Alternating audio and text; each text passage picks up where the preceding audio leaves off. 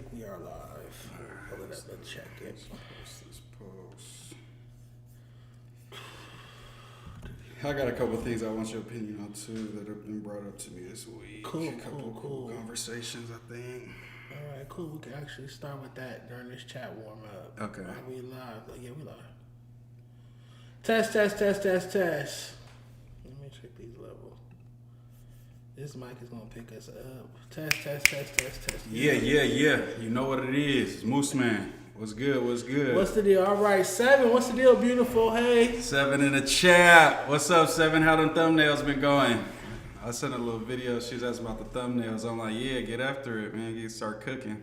Yeah, she's doing her content now. That's dope. Yeah. I love that. I want all our moms to do content. Yeah, she been popping in the chat long enough that she need to start, getting in the cracking. Lush is having a full-blown meltdown right now. Let's pull that up. Oh, I just came you just from left. There. I just what left. happened? I must have been holding it together. What See what happened happens? that quick? I'm going to just type in Lush World. I told Kenny, watch him, and now look. No, I was just watching it. What are you talking about? You were just there. Hold on. I told Kenny just to. Oh, no. Hold on. This is your bitch right here? Oh, yeah. Hold on. A J-Cat like you. No. I'm pulling it up. Somebody got on him. Somebody said He something was foul just in the happy. chat. He was so happy. He was just happy. We were just laughing together. He was walking me to my car, and he was so joyful. Colorful and creative? Hell, Congratulations. Your bitch is ugly as fuck, bro. Like, no! What is he talking about? Yeah, it's gotta be somewhere in the this chat. your parents' address? This your bitch? This your bitch? Oh my God, Your y'all. parents' address? Let me pause it here. Hold on. Bro, hurdled cheese. What? Your bitch literally, your bitch looks like a potato.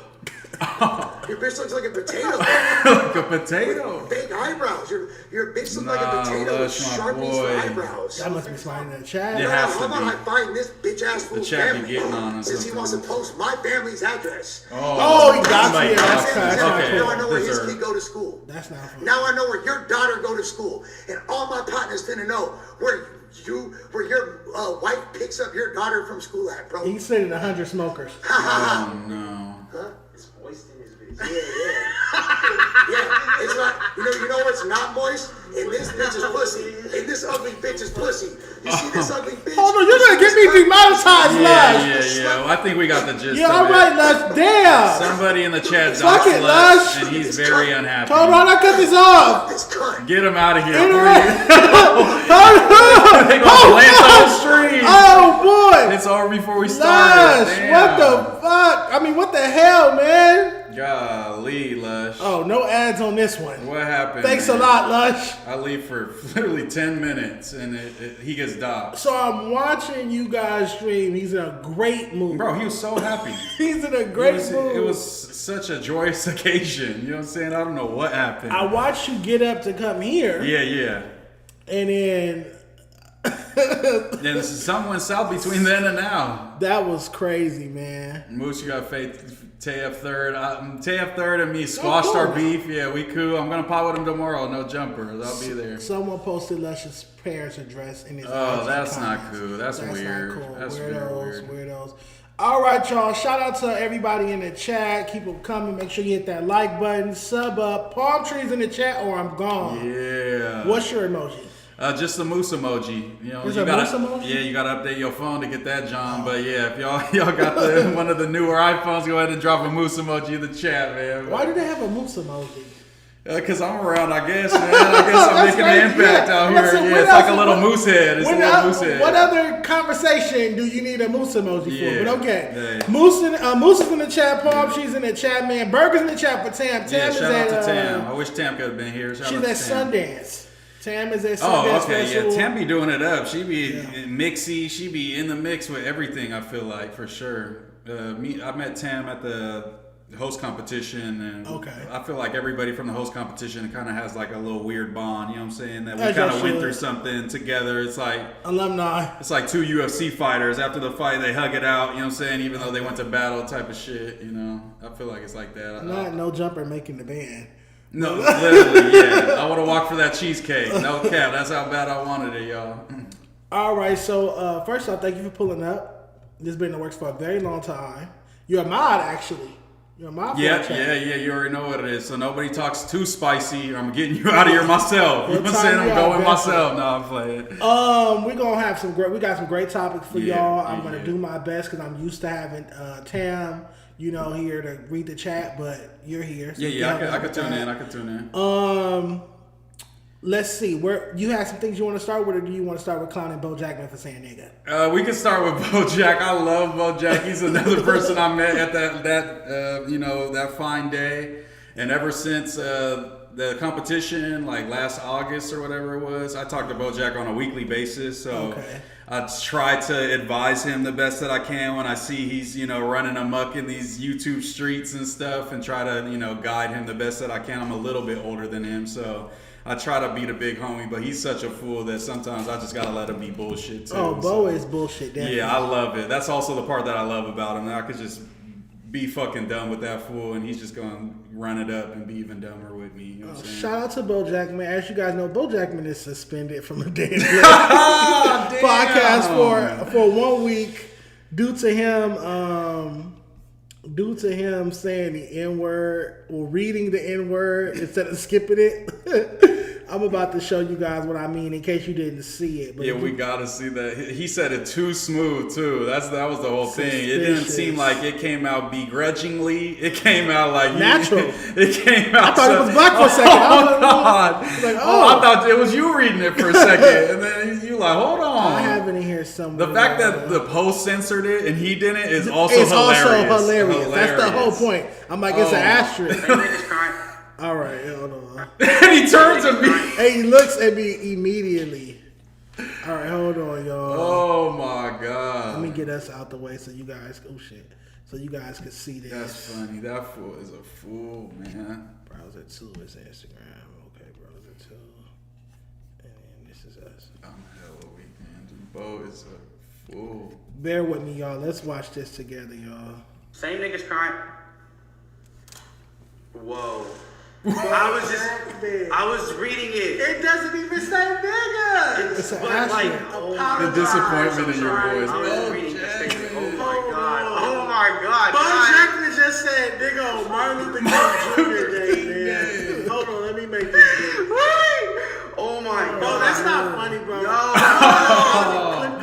He's all sick. Hey, hold on. I want to Guys. Hold on, we're going to the chat. This life's flashing for his career. I was reading a statement. Hold on. Look into the camera and apologize, bro. Apologize to the black community for what you just did. I'm actually. It's not funny, bro. I know. I'm genuinely so sorry.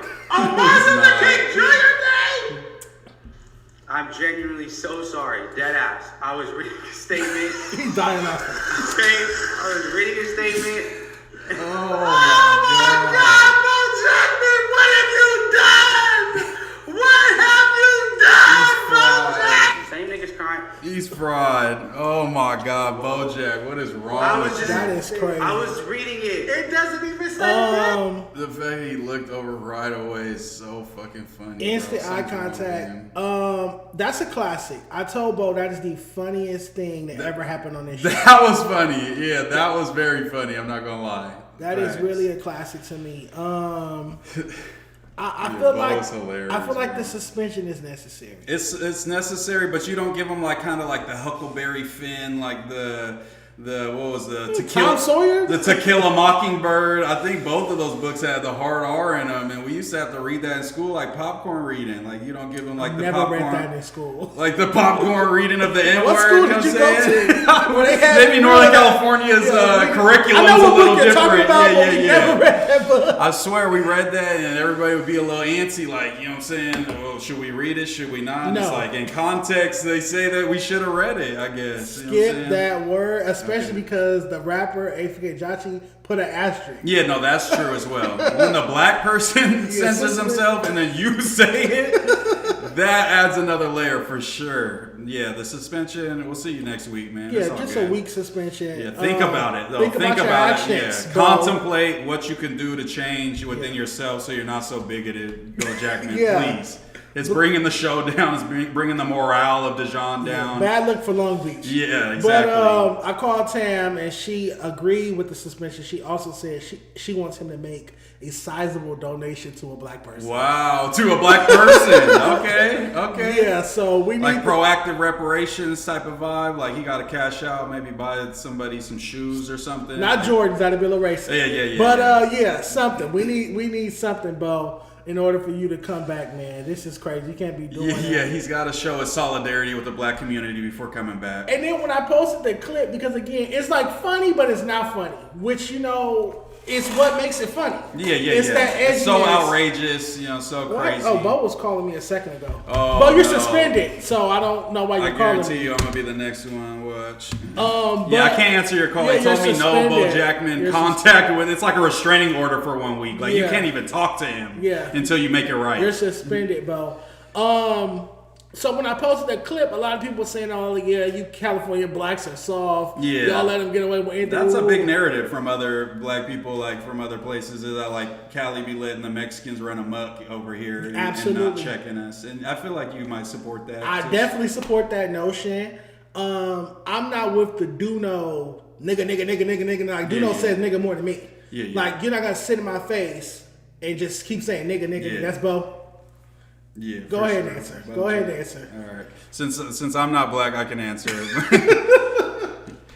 Hello, Boe Jackman. You're live on the stream. Don't say anything incriminating or anything like that. Or anything racist. Yeah, no more racial. First of all, I just want to say, let me explain something real quick. Let me explain. I know a lot of people were kind of like brought back by the fact that the full word wasn't on screen, and they're wondering like, hey man, the full word wasn't even on screen. Why did you read it? And it's like, hey, look, you ever get those like puzzles and like those words online that are like kind of, they're either backwards or they're like blurred out. Sudoku? Like Mad Libs. Your mind kind of just like fills in the blank for you. No. You know what I'm saying? Yeah. Like fill in the blanks. Like what's that one game show they used to have when you guess the word, the phrase? No, the other one, the spin the wheel. Oh, Wheel of Fortune. Wheel of Fortune. Yeah, like Wheel of Fortune format. And you're kind of just like put on the spot. First of all, mind you, like you're sitting Mind next to you. each other, you're kind of daydreaming. Exactly. Like, hey, wake up, read the board. That was racist. and you look up and you're like just reading. You don't even. Usually when you're reading a book or something, you kind of look at the first 3 to 4 words, just to kind of know what you're going to read. Well, I was daydreaming. Dejon Paul says, hey, look, what's up? I wake up, boom, I read without even doing that first scan. So that's kind of what happened. For anybody out there that's kind of wondering, like, hey, man, what's going on? I know this guy's so, what's the word? Is it ambiguous? Yeah, racially ambiguous. You are not racially ambiguous. What the fuck are you talking about? He's got like the rock factor kind of going for him, No, Lisa Bonet is racially fucking ambiguous. He's got like a Rachel Dolezal kind of thing going on. The lady that acted like she was black. No, Zoe Saldana is fucking racially ambiguous. Boe Jackman, you look Hispanic. What are you talking about? But he kind of has like a Stonehenge kind of head and face. I'm not calling by accident. I was tuned into the live. I saw you guys talking about the situation. Heard Mooseman say some of those along the lines of that, so I'm just going off based off what he said, not even knowing what the word means. But nonetheless, I want to end this by saying, you already know. Shout out MLK, man. It's unfortunate that this slip up happened on that day. You know I'm Team MLK. If you know me, you know I'm Team MLK. No, we both know you, and we both don't know that you're Team MLK. I see the similarities. But yeah, just take your L. Yeah. Honestly, Bo, like we fuck with you, but you gotta take the suspension. You are racist. Fix it. Yeah. We'll talk to you later. But Next we week. fuck with you. Yeah. Bye, Bo. We fuck with you, but you are racist. Enjoy your suspension. Oh God. So yeah, like I was saying, I definitely don't the Mexicans support, in Cali, and you made a great point. And I've been outspoken about that. Yes, you are actually you went viral for your takes. Yeah, that's my biggest clip of my life, honestly. The amount of Mexicans that I pissed off was astounding. I was just about to ask you, did you get a lot of backlash? I never thought that I would ever piss people off by telling a race who's not black to not say the N-word might not be beneficial to them when they're working within the confines of a space that's created by black people. And not all black people live in California or Texas where they grow up together and they do allow you to say the N-word. Right. Maybe if you want to expand to the U.S. and other places, you Past probably Arizona, shouldn't say that. You know what I'm saying? It's a net negative no matter what. Just like I said, nobody listens to Mexicans and says, he says the N-word, I want to listen to him more. That's never a positive aspect of your music. And I got thousands of hate messages. I got fools, saying I should die because I said that. That is crazy. I think it's because you said it on a West Coast-based platform. Yeah. And speaking to a predominantly West Coast-based audience. But I think that's something that holds back West Coast Mexican rappers. And I think we have talent, but some shit, like I got homies from Philly, black homies from Philly, and they we not, that shit rubs me the wrong way because we don't grow up with Mexicans where it's like we know y'all heart. You know what I'm saying? We just see somebody who's non-black saying the N-word, and that's never been cool. That's not gonna make it past Arizona. I reposted it. Yeah. When you had that clip going, I reposted it. I agree with it. And I don't think it's a big ask. I think asking Hispanic rappers to not say the N-word so that they don't offend potential black fans.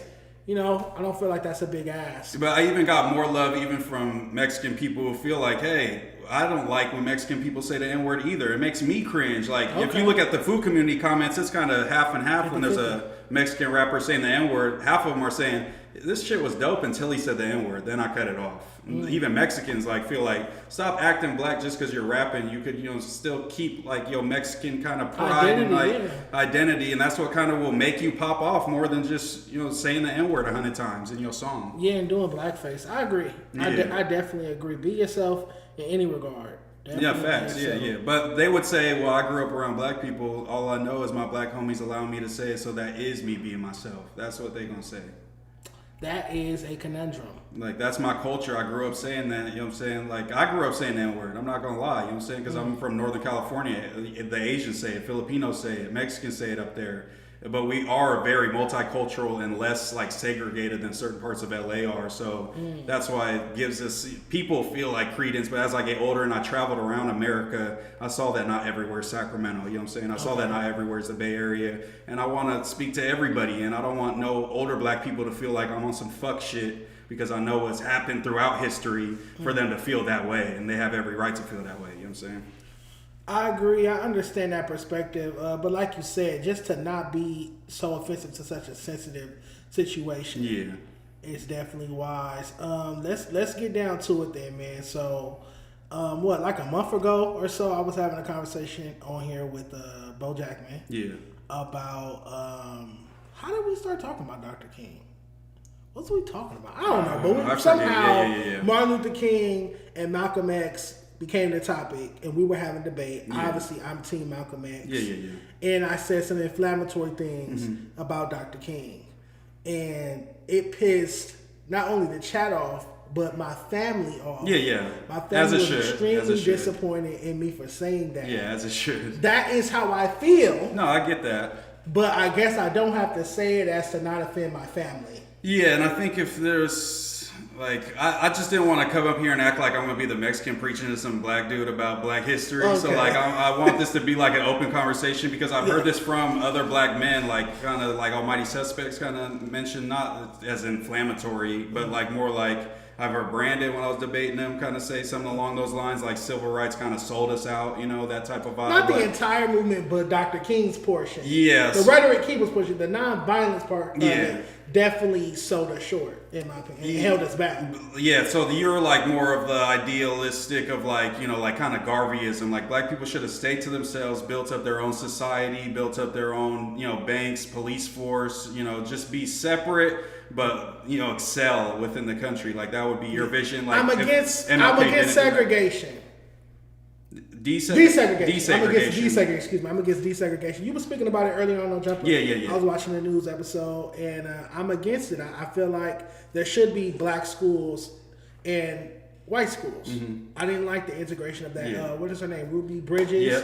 I'm thinking about the hell and torture she went through as a young black girl being forced to go to this white school for some political movement.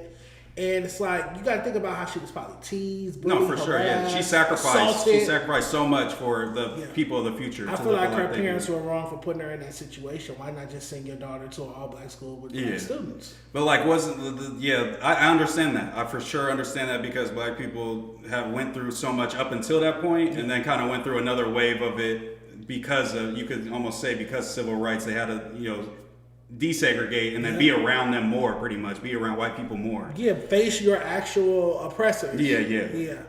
But I think the only thing is that like it's just white people were never going to allow that to happen and have black people thriving under that system. That's my whole thing. Is black people were never going to go to school by themselves and it was going to rival the white school or be as good as the white school, not because innately black people aren't as smart as white people, because of resources, funding, government funding. You know what I'm saying? The after slavery ended, black people had less than 1% of the wealth in America. You know what I'm saying? So it's like they didn't have the keys and the things from being held down for centuries to build up this great society that they're capable of doing, but they need the tools. And the only way to have those tools is to desegregate. Because white people, you built up Black Wall Street, it's burnt down. I heard you the say KKK's that around. You know what I'm saying? But how many of those massacres was it? Because I feel like there were still more black cities.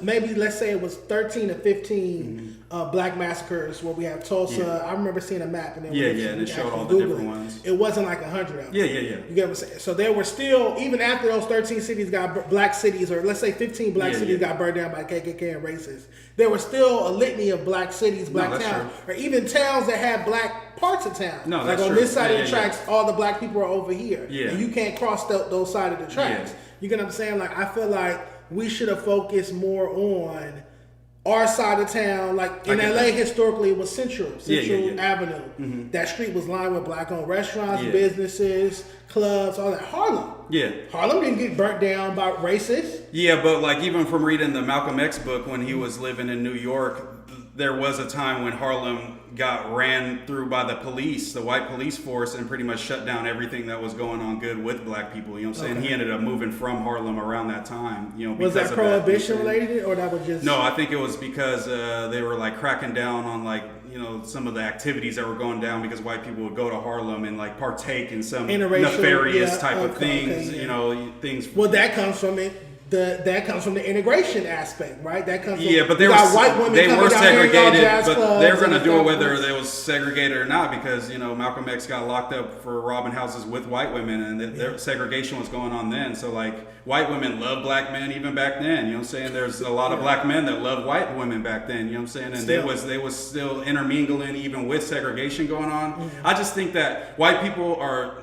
But then it's not segregated. It's legally segregated. Yeah, legally segregated. But that means if you have white women in spaces with black men, then you guys are technically not segregated. But it's like we're not segregated, but you don't have the same rights as me. You don't have any of the same, say in voting and the government as me. You know what I'm saying? You're pretty much half the person of me. I just like you and I find you attractive, so I'll hang out with you. But then the day I can't even tell my people that I fuck with you. You know what I'm saying? I have to keep it a secret. Yeah, and that's wrong. Even though I'm not the biggest supporter of interracial relationships. But I don't give a fuck about that. I'm just saying, like, I don't think white people have shown to be so spiteful throughout history in America that I don't think they would have ever let black people thrive on their own without getting a piece of the pie and desegregating and being in the mix with y'all. When I heard you say that earlier on the news, it made sense logically, but to me, it also has like a spirit of fear around it. I get that. To me, it seems like... And those massacres caused that, you know what I'm saying? Like, but I think that's why they were done. Yeah, but like how many times can you build up before it breaks you? It breaks your spirit. You know what I'm saying? If we burnt down Wall Street, the white people's Wall Street, it would take them years and years to rebuild that when it first started. You know what I'm saying? It's like that is a long-standing thing that is very important to the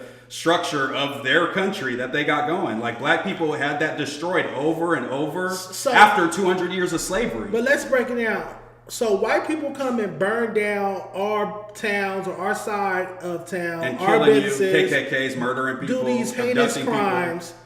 So let's support laws that make us have to be around them and include them in our everyday lives.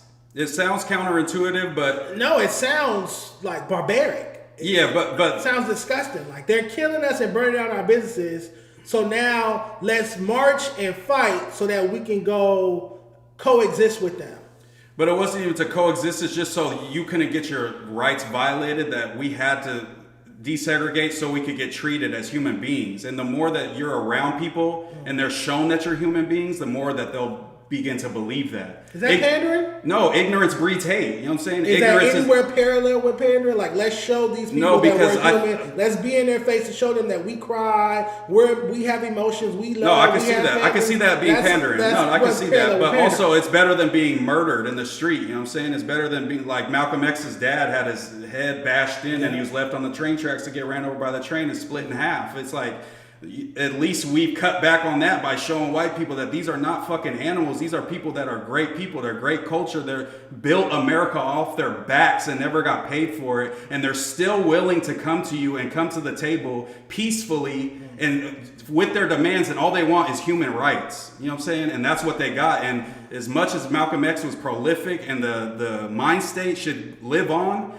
Martin is the one who got all the laws passed. All the legislation that's still holding to today is because Dr. Martin Luther King. By pandering. I know, but me and you are able to sit together because Martin Luther King pandered one time. You're not white. Even if segregation was still a thing, I get that. We would still be together. I might have a little Spanish blood in me. They might let me in, but wouldn't let you in. You know what I'm saying? I'm glad we both could get in. And I would carry my ass down to the juke joint or whatever the black people had going on. Yeah, until the police firebombed it and you was in there and you get killed with them. You know what I'm saying? But not every single. But they would have. Anything that thrived, I think would have. No, because it didn't happen. Not every single black establishment in the country got massacred. Yeah, but I'm about to Google how many of these massacres happened. It wasn't like every single day or every single black business but imagine in America got burned down. Imagine having less than 1% of the wealth in America and even trying to build anything up that's like an institution,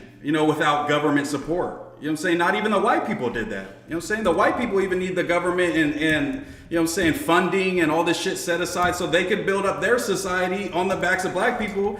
Black people never had that. So it was like, I don't think that they were going to be able to just turn dirt into fucking skyscrapers, bro, while white people are also keeping their foot on their neck. I'm seeing 10 here, but I'm sure there was more. Let me see the map. It's like a Black Massacre map, right? I've seen it before. No, I know what you're talking about. Where it lists like all of them. It has like a little explanation of what happened and all that. Yeah. Okay. How do you do it like this? Okay. So here we go. Yeah. You can click on that. Oh God. I got the whole thing. Oh, that's a lot. That's a lot. Can we count? That's a lot. What did it say? 100+ race massacres across 39 states. Almost all 50 of them Johns got a massacre. This is not 100 dots. It's not 100 dots. So well, maybe it's multiple and different. You know what I'm saying? Multiple in the same place or something. You know what I'm saying?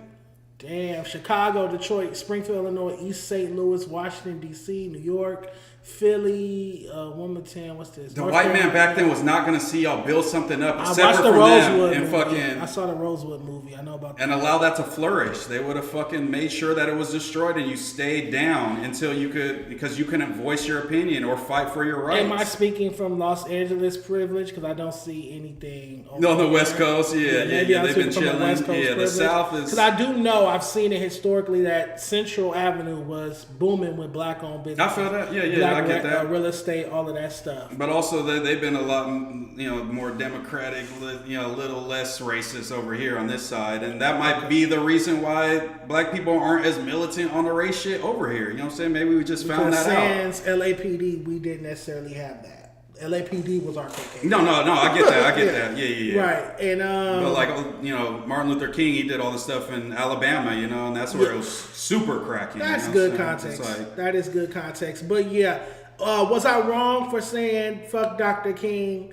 Yes, I will say that because I watched a video recently. I was watching something on the way over here. His father having to be carried out of his funeral. He couldn't even walk out. That's how much pain he was in. So he was assassinated at the end of the day. Do I feel like he betrayed the black race and black Americans? Absolutely. Yeah, I think if you research him more, because even when I was watching videos today, they're like, they've kind of 2D'd MLK, like made him into a two-dimensional character. I have a dream, and, you know what I'm saying, like peaceful, you know what I'm saying, peace, you know, no violence. Right. And he was much deeper than that, you know what I'm saying? Even in some of his writings, he's more radical in a lot of his writings. It's just the message that he presents is one that's going to be accepted by white America and taken seriously. He made a toned-down version of himself and presented it to America, to the masses, to media. But that was truly him. Because he had a clean image. He did go to Morehouse. He did study, you know, medicine and law. You know what I'm saying? He was very intelligent. While Malcolm is just as intelligent, but was, you know, used drugs. Came from dirt poor. You know what I'm saying? Went to prison. Went to prison. Yeah. Well, they both went to jail multiple times. But like Malcolm X was for robbing shit, and he was pretty much a pimp at one point. He was a dope dealer at one point. So that image was going to be attacked by white America. So I think that's why they went with Dr. King. I think that just the ideal, if we look at the foundation of the rhetoric, and that's what I understand. I'm not a turn the other cheek type of guy. I get that. I'm an eye for eye type of guy. So I'm going to go for Malcolm X. But that doesn't mean I have to say F Dr. King. Yeah, no, for sure. But I'm still... You could say I disagree with that. I think he could have been more militant without saying Dr. King's, you know, fuck Dr. King is crazy. Yeah, I don't have to say that. But he definitely was, to me, still, there was... The pandering makes him Uncle Tom, to me. Yeah, I get that. I get it. I get the notion. I think if we just did a little more research on him, we might change our mind even on that too. I have a couple. I sent myself a few videos on the matter. What was that one? Yeah, but shout out to MLK with the pawn at CIA. I got a few. I'm gonna pull up on the screen. And this is honestly disgusting to me. Honestly, that black people would tear down somebody that did so much for them to even be on the internet posting that video. You know what I'm saying? So that's just what's kind of sickening to me. I'm not gonna lie, to a certain extent. That's when I'll get on my woke libtard shit. It's disgusting when people do this without researching anything. This dude is what I call a jacker. This guy, a jacker offer. And I don't even know him. It's called just asking questions. You didn't hear his. You didn't hear his. MLK video. Was a pawn to the CIA. Is already. I know he's about to spew the biggest. Well, let's hear about first. Bullshit. Okay, go ahead. Goodness gracious, you didn't really. I've been studying MLK all day, so I know this is complete horse shit. But go ahead, let him get his shit off. His ass was a pawn. His ass was the police, and his ass was a fucking experiment for the CIA. I never really fucked with Martin Luther King. I ain't gonna lie. All that peaceful protest and shit, man, they kiss my ass with that shit. I'm a Malcolm X nigga. What does all that mean? I feel like that peaceful shit was a way to fucking get black people to lower their guards so them fuckers in power at that time could continue to do what the fuck they chose to us. And then, considering the time frame, a lot of oppressing going on, a lot of oppressors being affected, he cheated on his black wife with a white woman. If he was able to do that, he would get niggas lined the fuck up. Let's talk about that shit. If he was willing and able to do some shit like that, he'd get a nigga lined up, man. Just because you cheat on your bitch, I'm gonna say somebody else cheated on so many bitches. Yeah, that was crazy. He got a little carried away. We all done cheated. I'm not gonna set my He got a little carried away at the end. Hold on now. There was one line. I'm not with to me, the peaceful protest. Fuck that. Burn shit down. I could get that in theory. Burn shit down. But in practice, it's the most effective and has shown time and time again that only legislation is passed after strong messages of peace are exhibited. You know what I'm saying? That's all I'm going to say. Malcolm didn't get one piece of legislation passed. And you know the legislation that Dr. King got passed, the Civil Rights Act, well, it helped get passed. Was, what is it, 1963 Civil Rights Bill, 1962? Mm-hmm. No, 1963, 64. 3 or 4, yeah, because after JFK got assassinated, it actually went through, right? Lyndon B. Johnson carried it through. Yeah. After all the Montgomery marches and shit, Lyndon felt the pressure from the public and shit, and it wasn't just MLK, it was, you know, pastors from all around the country who came together and picked him. It was like the SCLC, I think it was called, and they decided that MLK was our guy. His writings and what he's preaching is what we all agree we should do, and that's what they did. It wasn't like MLK just went rogue and worked with the CIA. It was hundreds of black people inputting to MLK what they felt was best. And he decided that was best, and it worked out. I don't think he worked with the CIA. I think he was used by government agencies. Yeah, to do some of their bidding. Let's check out a couple more. I got like 2 more. No, I got you. Now, we wasn't killing each other then. This is. I like this guy. Hold on. We wasn't selling drugs. I mean, he's entertaining. We wasn't aborting our babies. We wasn't doing none of that. So take a look at this. Yeah. Before Martin Luther King joined us to this bastard, when you walked through, he did not help. That's your No, Martin Luther King's own quote was that he felt he was leading black people into a burning house. You know why? He started seeing the ramifications of what joining us to the suppressor would do. Now, let me educate you. In the early 1900s, before civil rights, you had Black Wall Street. A city, thank you. This is before, okay, so this is before civil rights. They know what you're talking about, people. It works. Now, we wasn't killing each other then. We wasn't killing each other. We wasn't selling drugs to each other. Yes. We wasn't aborting our babies. We Definitely wasn't selling. doing none of that. Definitely was. I read Malcolm X book. He definitely selling You know dope. how they built themselves back up? They let the white man in. They let the white man in. When they killed Martin Luther King, the white man brought drugs in here, and niggas decided to join the white man and be against their own brother. Now, when we finish, Let him cook. before civil rights, there wasn't 7,000 black men killing each other. There wasn't brothers dealing drugs to each other. There wasn't black women aborting their babies. Now here comes civil rights. So here comes civil rights with your Martin Luther Kings, your Jesse Jackson. Jesse Jackson in 77 was against abortion. Now, when he wanted to join the white man to become president, he was for abortion. So you tell me what you think. Great point. I mean, more white babies are aborted than any other fucking race by far. It's more white people than any other race according to the census. Yeah, they're cooking their babies for sure. One thing, another one I saw actually spoke to how close Malcolm X and Martin Luther King actually were. Was the real issue between Martin Luther King Jr. and Malcolm X? There was no issue. The difference was that Martin Luther King learned in college. Yeah.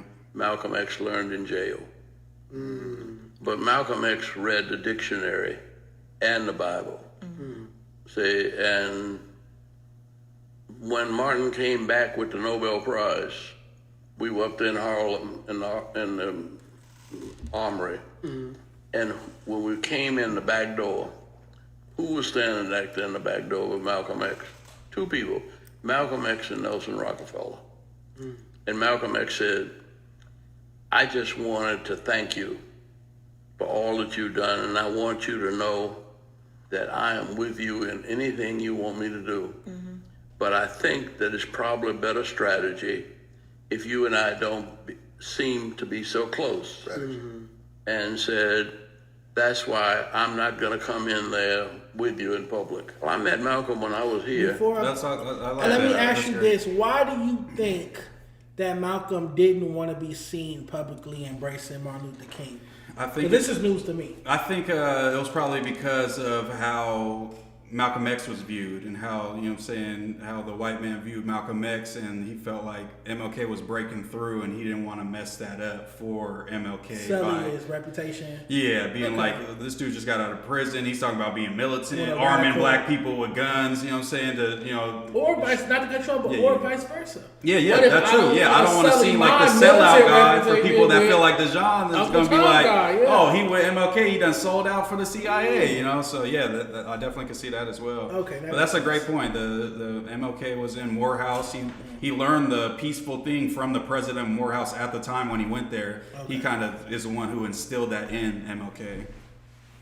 Absolutely. But I love the Black History talk. I love history in general, but American history obviously has a lot of Black history in it, and that be the most, interesting stuff to me because a lot of shit went on, you know what I'm saying? And we should know so history doesn't repeat itself. That's the whole point of knowing history.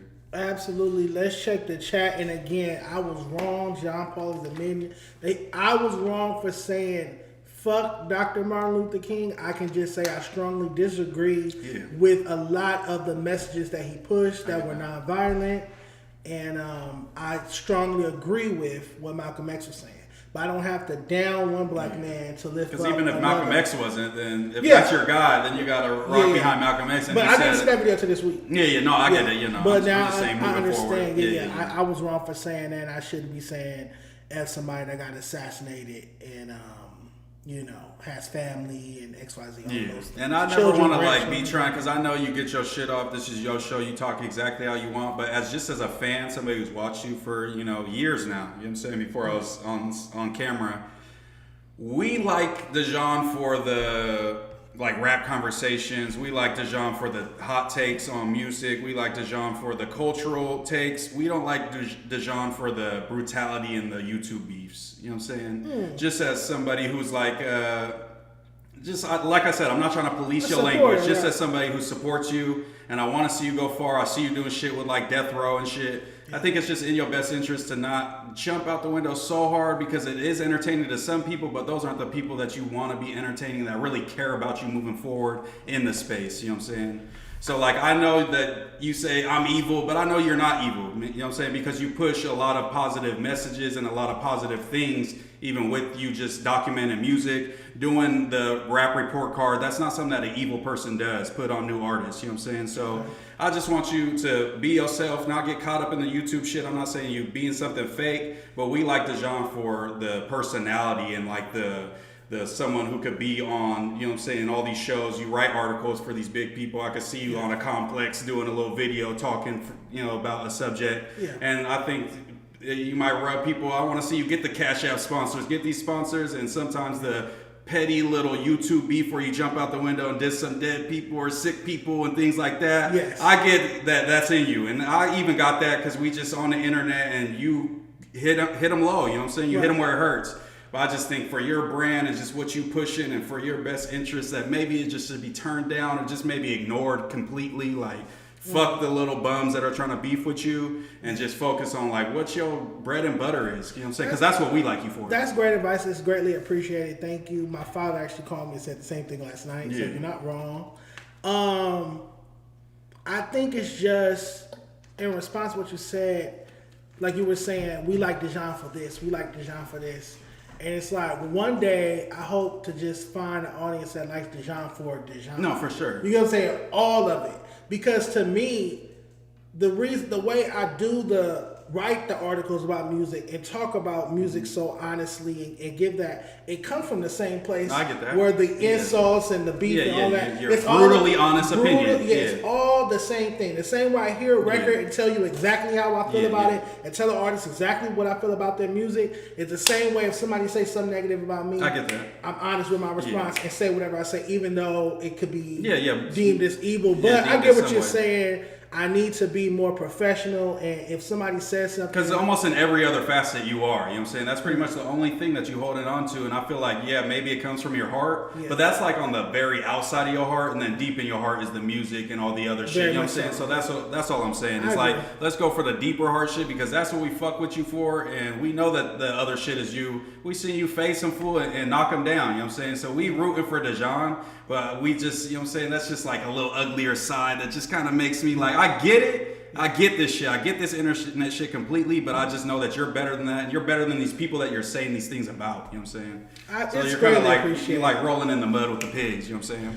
I agree. Again, I got that call last night. And so not trying to preach to you or nothing, but just as somebody I need to hear it. I support you, and I do want to see you, flourish in this shit, and you are. You know what I'm saying? But thank you. No, I need to hear it. All right, we got a super chat. Make sure y'all send those super chats in. You guys know all the super chats go to Tam. So $5 from, what does that say? Something oh shit. Dejon, you went and peacefully stood outside the radio station instead of run up in there, then you pandered to the white man and went on no jumper. You sounded like Dr. Martin Luther King to me, man. That is funny. That is very, very funny. My sign said Power 106 hates black people. Yeah. I think that is very radical, is it not? Yeah, that's radical. They weren't holding that's true. They hate black people. That's true. They were saying we should overcome and let us free. My sign said Power 106 hates black people, and they made it on AB7 News. ABC 7 channel. Which 7 looking News. back on it, you had a point. You know what I'm saying? You had a point. Especially when Duno got on the radio and then was saying I don't listen to rap and shit. That was crazy. I get it. As far as the going to work and no jumper thing, I really don't have an excuse for that. But And that was the only other thing. Please. That you got shot, you know what I'm saying? Obviously, the no jumper on no jumper. So that's like the, yes. I saw when Donnie came up here, because what Donnie told me is that a bullet hit the ground, some concrete got kicked up and hit you, and you thought you got shot. But then when Donnie came on here, Donnie was like, yeah, you got shot. So I was like, Donnie, you got to keep the same narrative. I never heard Donnie say that I got shot. Donnie said the same thing on his screen that he said here, and the same thing I've been saying. You cannot find one video of me saying I was shot. I said I got grazed. Okay. So whether it's by a bullet fragment or a piece of concrete or a piece of something that came out of a gun caused something to hit you, it shouldn't have happened around. And that's what I was saying. It shouldn't have happened. It was an unsafe work environment. That's all I was saying. If I'm an employee, no gun should be going off around me. That's all I was saying. Okay. But there's no piece of footage of me saying, "Oh, so and so shot me." That was never said. You know, all the No Jumper fans, when I say I'm going to Dejon, that's going to be sure the they first. I'm happy that you brought that up. I'm very happy that you brought that up because, Yeah, that's all now. I don't know. Oh, yeah. If I had somebody actually shot me, I would have called the police. He's the biggest gay rap journalist of all time. He has to be hyped.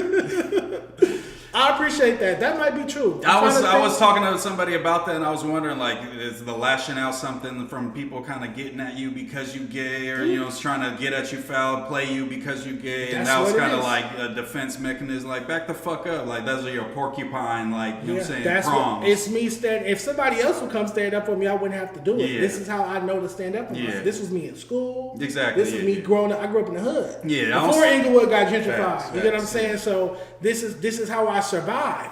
On the block, you couldn't come outside unless you had that. Somebody say something, you had to fight, or you had to say something fucked up to them so they don't want to fuck with you. Yeah, some of the best fighters I grew up with in the hood with was fools that was gay, because fools would try them, and I seen gay fools beat the shit out of motherfuckers like other hood dudes and shit. So it ain't no game out there. Gay fools be, you know what I'm saying, getting played with a lot, so they be ready to go. I mean, we saw what happens when Dejon get active. Well, that comes from getting beat up so many times. So growing up, I'm getting beat up, and one day you like, you know what? I'm tired. I'm gonna kill you.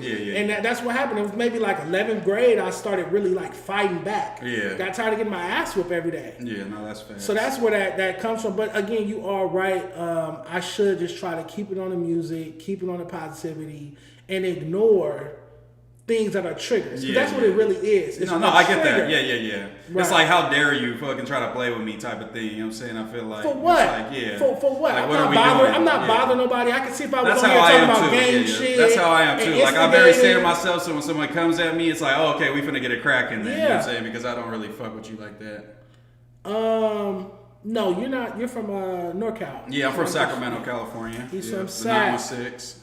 916. I seen somebody say like, "Oh, get loud with a black dude like you did with Hellcat." It's like Hellcat said a bunch of racist shit. You want me to be nice to her, bro? And when did you get loud with Hellcat? She called in one time, was trying to kind of defend herself during the whole Boe Jackman her era, and I was just like, I mean, the things that you said was still racist, and you kind of doubled down on them. I think you shouldn't be at No Jumper. I think you're not that good of a host to justify you coming on No Jumper and saying racist shit. Like, did you see her apology when she was on my show? Yeah. And I took that at face value and took that as genuinely, but then she went on like No Jumper, the Adam interview, and kind of went on the rant of, oh, black people let Mexicans run amok out here. Before. Okay, she went there before. It was something after, because I was telling the food community, hey, Hellcat apologized. I'm reaching out to fools like Hellcat apologized, and then I seen something after that was still a little Mexican, anti-Mexican, you know what I'm saying? And I'm just like, oh, she's just a goofy, and it's not that big of a deal, but I think she's a goofy. Yeah, no, she apologized for what she said when she was here, and then I know for a fact that she went to do No Jumper the day before. Okay, yeah. But it was pre-recorded. Okay, yeah.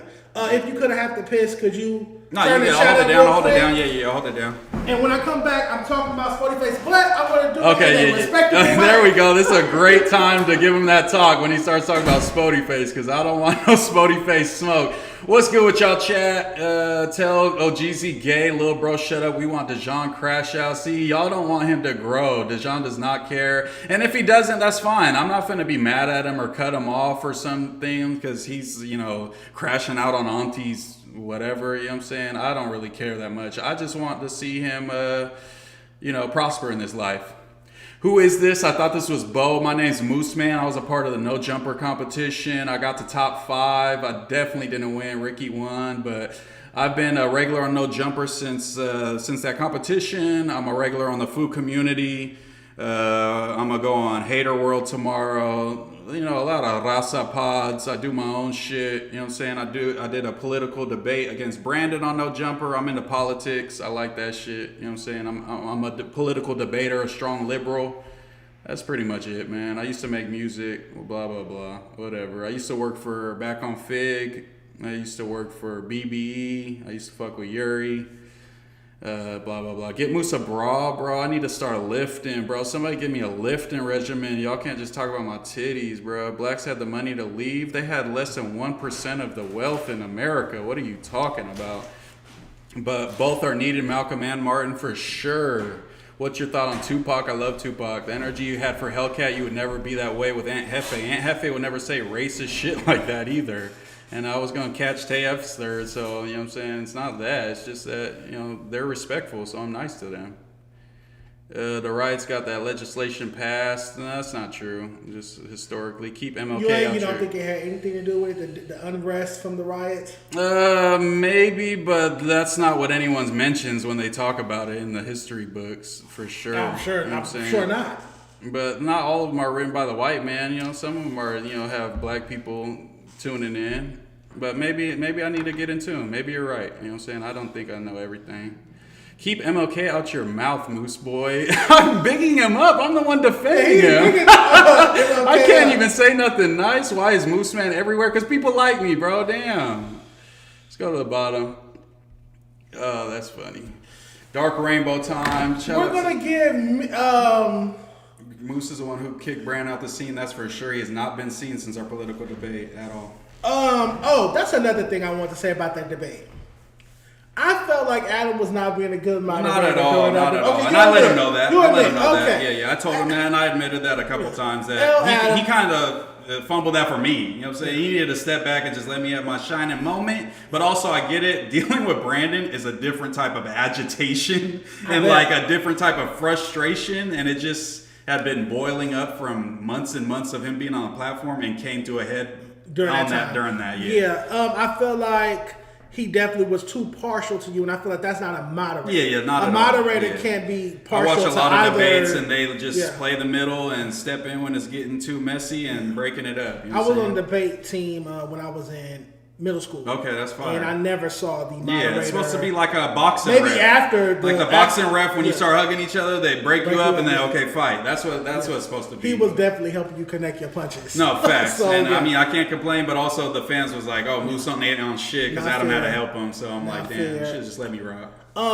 Speaking of Brandon, did you see? Were you in the chat when Brandon said that super chat about Tam? I definitely remember that clip. I don't even want to say the term that he used. Oh, no, I'm not saying not that one. I'm talking about this is just like recently 2 streams ago. He sent $5. He sent $5 and he said, "I warned you, Dejon, you didn't listen to me. Get rid of that hoochie so your channel can grow. Take this $5 and buy yourself a biscuit from Popeyes." Bro, you can actually get like 2 or 3 biscuits from Popeyes. I just ate Popeyes yesterday. It was delicious, bro. Oh my god, it was so good. But Brandon is psychotic. But okay, I'm gonna challenge you. Say something good about Brandon. Say something nice about Brandon. Brandon was super cool to me. At the host competition when I debated him and after my debate. He was telling me about YouTube, how he runs his YouTube. You know what I'm saying? We had a normal conversation afterwards. I kind of look at him as like when Joe Budden was on the show with Academics. And Academics said, struggle. Yeah, and Academics was like, he'd scream on me and go crazy on me and the cameras would cut off and he'd smile at me and say, "Great show, bro." Yeah. And then he'd shake his hand and leave. And that's kind of how I look at him. That's why I try not to get too hyped up and angry because I know what he's doing and his whole game and all that. I tell people Brandon is not all bad off camera. Yeah, he's literally a normal dude. Yeah. He's hella funny and cool, and it's just he gets on that camera. Yeah, the grift begins. He says stuff. I'm like, bro, you're gonna get this show canceled, and this is me saying it, bro. You're gonna get this show canceled. I mean, sometimes it's hilarious, but sometimes it gets too much when he just doesn't let nobody else get their shit off too. Shout out to Brandon, but please stop disrespecting my co-host Tam. I love having her up here. And like I said, she gets 100% of the super chat, so that $5 went right into Tam's pocket. Yeah. So shout thanks out for to that. Tam. Shout out to Tam. Tam's getting that bread. All right, y'all ready for Dark Rainbow time? Let me pull up. That should be a segment. Shit. Let me pull up. We need like a little graphic. Yeah, like, yeah. I need a Dark Rainbow logo. Yay. I don't like the voice moves, man. Oh, my bad. Yeah. My bad. That's the Lush influence in me. I hate Lush for that. To this day, that's not how I sound. That's bro. Why does he have a southern accent? I don't know. It's like he turned you into a southern auntie so I don't fast. have a southern. There's nothing southern about my voice. Oh my god. But all right, so I was watching. I watch No Jumper. I always have. So I watch No Jumper. Yeah. I watched the Tuesday show. It was a little off yesterday because Adam wasn't there. Yeah, it was fucked up. I told Lush, that cast never again. Respect to all them. They good potters individually and with certain casts, but that one was just too gangsta for YouTube pod right there. I didn't want to talk about. Yeah, they didn't want to talk about nothing. It's like and Adam would have forced them to talk about it, so that's why I'm saying it was different. Right. Nonetheless, when they were talking about the Rich Trapper and Bosco situation.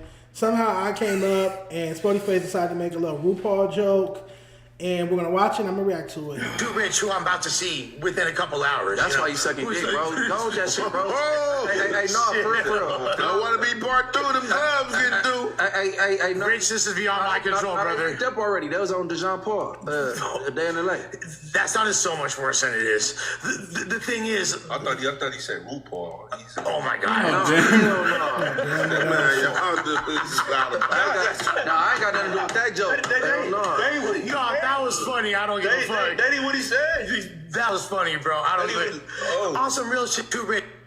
So, one, I like how much he got out the way on that one. Yeah, you could tell Munchie didn't really like, because I thought it was more of a joke on Munchie, like Munchie, like, why the fuck would I be bringing up RuPaul? Like, what is you talking about? Because also Munchie can't, you know what I'm saying, see. So he can't see facial expressions after you say something. So he's like computing it in his head. Like, what the fuck? What did he just say? RuPaul? What the fuck? No, I didn't say that. But you took it as a slight to you. Like, I just don't like. Dejon Paul, you mean RuPaul? Like, I took it as a gay joke. Like, blah, blah, blah. And instead of drag about me, I'm not trans. I don't cross dress. I'm not into women's apparel, clothing, hair, makeup, none of that type of stuff. Not that type of gay.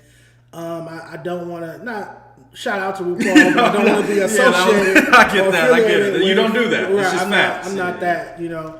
I'm trying to be respectful and not give, I want to give a respectful crash out. So this is what I say. SpoetyFace, I didn't appreciate the RuPaul joke if you were in fact trying to make a gay joke.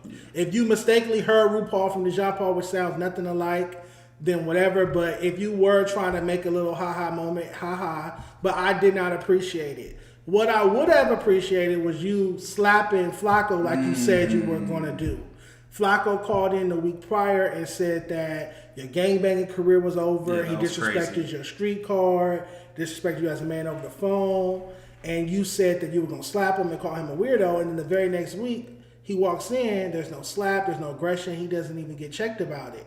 Now, I'm hearing that you guys had some sort of off-camera conversation about it, but he disrespected you on camera. The phone call was on camera. Yeah. So I feel like as men, if somebody disrespects you publicly, the apology should be made. So even if you weren't going to slap him, you should have checked him and y'all should have had that conversation on camera. Facts. He should apologize for disrespecting you. Facts. Because Flakko knows the optics of everything. Flakko is so like calculated. I know he went there doing it like, are you going to slap me pretty much? Like, you going to see me on camera with Spoety and he just said he's going to slap me and he's not slapping me. Like, Flakko plays those games for sure. He literally just, the day after that, or maybe even, I think it was the day after that, he went back on Fig and bragged about it. Yeah. Oh, I'm marking out every gangster. And he does that every time. He does that every time. He literally ran around talking about he marked out all the LA gang members after sitting with you and you not slapping them. So... And he acts all friendly and smiles in your face and then says he marked you out. It's crazy. It's crazy. I definitely feel like you should have slapped him. I feel like as men, all we have is our word. Yeah. So if I tell you I'm going to slap you when I see you, I have to slap you. Yeah. Otherwise, my word doesn't mean anything. Or you got to be like, hey, we talked it out and, you know, I apologize to him, so that's why he's not slapping me. You know what I'm saying? Like, it's like type of shit. Say what you got to say. Then cool. And also, because you guys were having this conversation on No Jumper earlier, I saw Ricky trying to cap for him. Cap for Flakko. You guys had a very I was giving Flakko some heat just how he just criticizes and covers LA gangs. LA black people in general, you know what I'm saying? Even, I guess you could say gangs. Not even gangs, LA. Not even LA. Yeah, just the gangs streets, in general. Stuff he has no business speaking on, in my opinion. Yeah, and he covers it in a way that like demeans people, dehumanizes people, and then never offers any, you know what I'm saying, positive influence to it. And if you care so much, that would be something that you should be like, hey, you guys should be doing this instead of that. And he does that maybe once out of every 100 times he says disparaging things. I think Flakko's a culture vulture. I look at Flakko no different than a Vlad, even worse probably than a Vlad. I never heard Vlad refer to young black men as animals. Yeah, he might have done it off camera. He's definitely never done it publicly. And again, for Flakko to sit in a SpoetyFace's face or all these different gang members that he's around on a regular basis acting like they're cool, and then he goes home or flies back to Texas where he's at and make these type of videos. I'm actually putting up a video because I feel of like him speaking negatively, saying that all the LA gang members need to be locked up and he wants to see y'all in jail. And how can you let somebody say that and then sit in your face? No, facts. It's crazy and to me. I feel like the temperature's turned up since he's moved to Texas. Like, he knows he's not finna run into none of these folks. You don't have to see him. Yeah, that's culture vulture shit. Yeah. Let's check it out. If you're gonna say, you gotta be able to deal with what the people gonna say back to you. Here we go. Let's check this out. Totally. Excuse the caption. It's the fact that the solution is not that hard. Just bring the RICO and get them off the streets. We already have a database and a gang file. I would say probably hire more agents, probably hire more people to broaden the gang files, add more people to it, watch these interviews, watch their Instagram, listen to their music, and they will let you guys know what they're claiming. Every gang in Los Angeles or on the West Coast, every gang, right? There has been a murder, there has been crimes that are taking place on behalf of the gang. So you don't really need a gang member to like commit a crime. All you really need is for them to represent a gang, and then you bring them all in on gang charges and get them off the streets. I can tell you this. The police got to do their job, but we got to do our jobs too. I can almost guarantee you how it's going to go. See, a lot of y'all is soft on gang members, okay? And when I say y'all, I mean productive citizens who aren't committing crime. Fuddles me. All right, so, what's your take on what he said? I don't know. It's just like hard because it's just like there's going to be these people no matter what. If I don't like it, it's just like this is his God-given American right, man, to be on bullshit. Do I think it's bullshit? Yes, but also like Ricky's saying, these dudes are, killing black people. They're partaking in things that are detrimental to black communities. Right. That's why Flakko's saying this, not because he has some vendetta. That's not what he's saying. That's not why he's saying it. And that's what I think. I think it's a little more disingenuous than I know Flakko, he's not saying it because the wellness of he wants the streets saved. Yeah, he wants to see LA black people to be safe. He's saying it because he was bullied, picked on, left out, looked over by females or whatever he's attracted to, XYZ. That's why he's saying it. He's saying it because he's afraid. He's saying it out of fear. How do I know that? Because Flakko throws up gang signs. Because Flakko glorifies. If you go out there and catch a body, Flakko will glorify you. If you know him for catching bodies, he shows respect, solution, tips his hat. Flakko does content with gang members all the time. You cannot feel that way and then go sit on no jumper with a bunch of gang members and call them big bro. And laugh with them. And parlay and do content with them and all of that stuff. You can't. You can't do both. So if there's a Fox News journalist that's spewing this type of rhetoric, you're never going to catch them doing content with the gang members or throwing up gang signs. No, facts. That's a great point. And stuff like that. That's an amazing point. Right. That's exactly what I was yelling at the TV when I was watching you guys earlier. I'm like, no, Ricky, you're wrong. He's not saying it's from some... Tucker Carlson isn't in the hood saying, hey, what's up, cuz? You know what I'm saying? Like, on a podcast with a bunch of Crips that he was just calling animals last week. Celebrating them. That would make him a hypocrite. Yeah. Flakko's a hypocrite. Flakko glorifies the same gang culture that he's denouncing in these type of videos. When he gets home by himself, out of state or wherever he's at, he picks and chooses. Yeah. But then when he sits up at no jumper with these gang members, he celebrates them and they're big bros. So you can't do that. And again, SpoetyFace, I felt like if you had slapped them or even if you had just checked them verbally, say you pushing peace, you don't want to be on camera assaulting somebody. It would have been a good sign for everybody. It would have been a win. Yeah. It would have been a win for us, for the city. It would have been a win for y'all are letting this man. And I think I think it's because he has money because he's earning a lot of money. No, for sure. He's going around showing everybody because he sends it to me all the time. Yeah, I wake up and Flakko was sending his dashboard. Yeah, 750,000, 850,000. Most of the people that go to No Jumper, he sends them that shit. And so I feel like in LA, and this is something that goes on in the streets a lot too, if you make a lot of money, you get away with weirdo shit. Yeah, for sure. You can be a weirdo and do weird shit that goes against the mold. He's got a lot of subs, he gets a lot of views, you know what I'm saying? He's getting money. He's getting money, so I feel like even like certain people at FMW who are known gang members, they'll see this type of content and still be like, Flakko's the homie. Come on this Friday? Right, Flakko's the homie. Flakko getting that bag. So because a man has money, he's not a weirdo, or he can do weirdo shit. That man just said he wants all LA gang members to get a RICO and go to jail, get locked up. He wants to see y'all in prison. He wants to add y'all to a gang foul. He's not even a cop. He's not even on salary.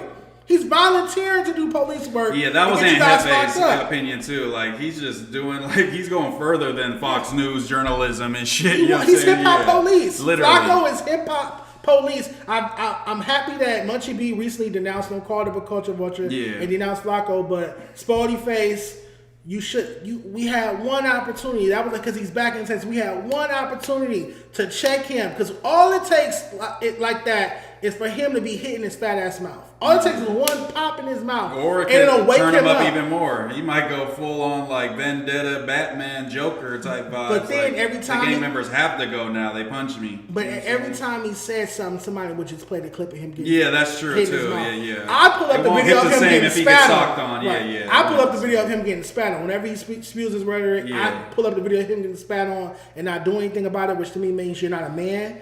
But to each his own. So yeah, SpoetyFace, L for SpoetyFace, bro. You should have slapped the shit out of him or made him apologize to you on camera. And that's just my opinion. I could support that. And Flakko, his whole point is for us to do this. So it's his job is working because Flakko wants us to do this on stream and talk about exactly what he said because he knows it's inflammatory. He knows it's rage baiting. He knows that gets clicked, and that's just the day and age we live in. And he's just one of the degenerates that's taking advantage of it.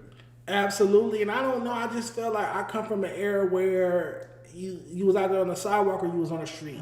Yeah, you got what I'm saying. That's why you never see me sit here and break down no gang shit, no murder investigations, all of that, because I'm a civilian. So it's my job to be on the sidewalk. You feel me? I might watch a documentary about it and be interested, but I'm not doing the documentary. No. You feel me? Like that's just not my lane, my role. But y'all let this guy get away with it. And my last point about it is, the money that he has that is impressing you guys, he's making it off of you. Wake up. Yeah, that's fast. That's why it shouldn't be impressive to you. He's not going out working hard to make this money. He's making this money covering you guys. He's making this money exploiting you guys. Talking about the ins and out of y'all gangs and the crimes y'all allegedly committing. He's doing police work about you guys on camera and making money from it. The money in his pocket is really yours. He's making money off of a culture he's not a part of whatsoever. He's not a part of street culture. Yeah, North Dakota is a far, far away. So why are you impressed by money he has? The money he has, he's getting off of you. You should be taking the money he has. You should be taxing him, if anything. If you were check in, Flakko. Check in. Like that he makes his money off of gang members. If you go through his page, 85% of his content is gang related. I saw one good video from Flakko. He's like debunking that Somalian daycare shit. You know what I'm saying? And I was like, okay, at least he's standing up for something that has to do with immigrants, even though they're not black, American. But so SpoetyFace should have slapped him. I'll leave it on that. We didn't talk about the MLK parade violence.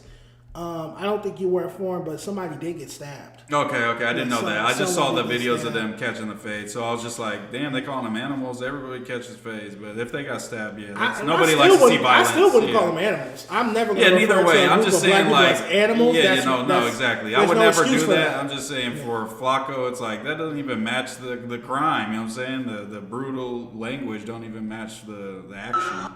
I want to, so this gentleman gave a LA blogger, I don't know his name. I'm going to see if I can find out, but he gave an interesting take on it. Let's check it out.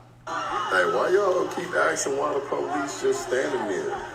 No, for real though, like, why are y'all asking, why are the police just standing there and letting these dudes fight? Because that's what they came to do. They came to be disrespectful. They came to disrespect Martin Luther King, and now y'all want the police to come and protect and serve, huh? Y'all were just saying defund the police. Y'all were just saying fuck the police. And had the police came in and did what the police do, y'all would have been screaming whoop-de-whoop. Oh, them was kids. Oh, the police supposed to know better. They supposed to know that they was teenagers. Oh, why the police gotta do this? If the police would have came through doing what they would have done, it would have been more than the gangbangers getting hurt. See, the gangbangers just hurt each other. But as the police came through, it would have been a commotion. Facts. Hey, why y'all don't keep asking why the police just standing there? Let me pause and then get your take on it. No, for real though. What's your take on it?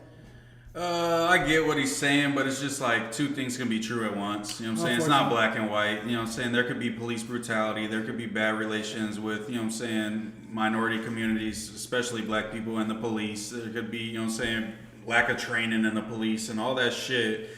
And we also want to see them do their job and break up, you know, fights at fucking national parades as well. You know, I don't think that's too crazy of a standard to have. But obviously the people fighting and stabbing have most of the fucking, you know, responsibility. But obviously if there's police on site not doing nothing, they have some responsibility. Let me ask you this. If the police had showed up in those instances, because I'm sure there was a police presence there. I've never actually been to a King Parade for obvious reasons. Okay.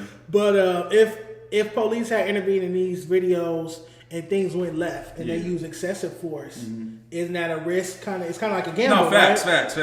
Man, that's the same thing like he was saying. Like everybody's going to be yelling because just because they break up a fight don't mean they're going to do it perfectly. And people have every right to criticize police and if they are being extra rough and also want people to not get stabbed and fight at the MLK. I think both things could be true at once. You know what I'm saying? There's a lot of like black and white, this way or the other way thinking on the internet nowadays. We just need to focus on some nuance here, man. So my last point to what he said, that gentleman said, he said, black people, we scream defund the police. Then when things like this happen, we want the police to show up and do their jobs. Is there nuance to that? So that the police need to do their jobs? No, how we yelled defund the police. That was a big hashtag for the past 3-4 years. I disagree with that even back then. Oh, you always disagree with defund the police? Yeah, I always disagree with it. I think it needs to be more about police reform rather than defund. Because the billions of dollars, they really need billions with some of those, dollars like LA, operate. because like LAPD is different. There's certain departments that probably do need to be, you know, regulated. But I think as a whole, the idea of defund the police is probably not going to be the best idea. To just have like kind of lawlessness and replace is probably not the best idea. I want to see how much money does LAP. Why can't they never just tell me stuff? It's insane. $11.76 billion. Yeah, that's excessive. I defund the police. I don't think they need 11. I get that. Yeah. What, they can't do it with 8. No, for sure. They probably do a 6, 5. I don't know exactly. 11.76 billion. There's something is to not that. needed. I think just defund makes a lot of people in America be like, you know, just make it so there's just a couple cops on the force and shit. That's what they picture when they hear defund and the notion of that. No, spend that money, allocate those funds to other causes. causes. That. That's what I mean when I say defund the police. I just think it got lost on. It came off as just like, let's get rid of the police, you know what I'm saying, kind of thing, and that's why it didn't. Never get rid of police. If you're having a domestic dispute, who's going to show up and handle that? You get what I'm saying? Or things like that. Somebody's abusing a child. Who's going to, you get what I'm saying? Or somebody gets kidnapped. 100%. You're going to call 911. So you definitely need I'm not Liam police. Neeson. I'm not tracking my family member down. I'm calling the police. I'm sorry, y'all. You definitely need police, but I definitely don't think we need to be spending $11.76 billion on LAPD when we have homeless crisis, all type of things. No, that's true. I agree with that. All right, I got another crash out coming. Hold on, don't worry about nothing. I'm going to try to make it a respectful crash out. That's my new subgenre. I'm glad I can help curate something over here, man.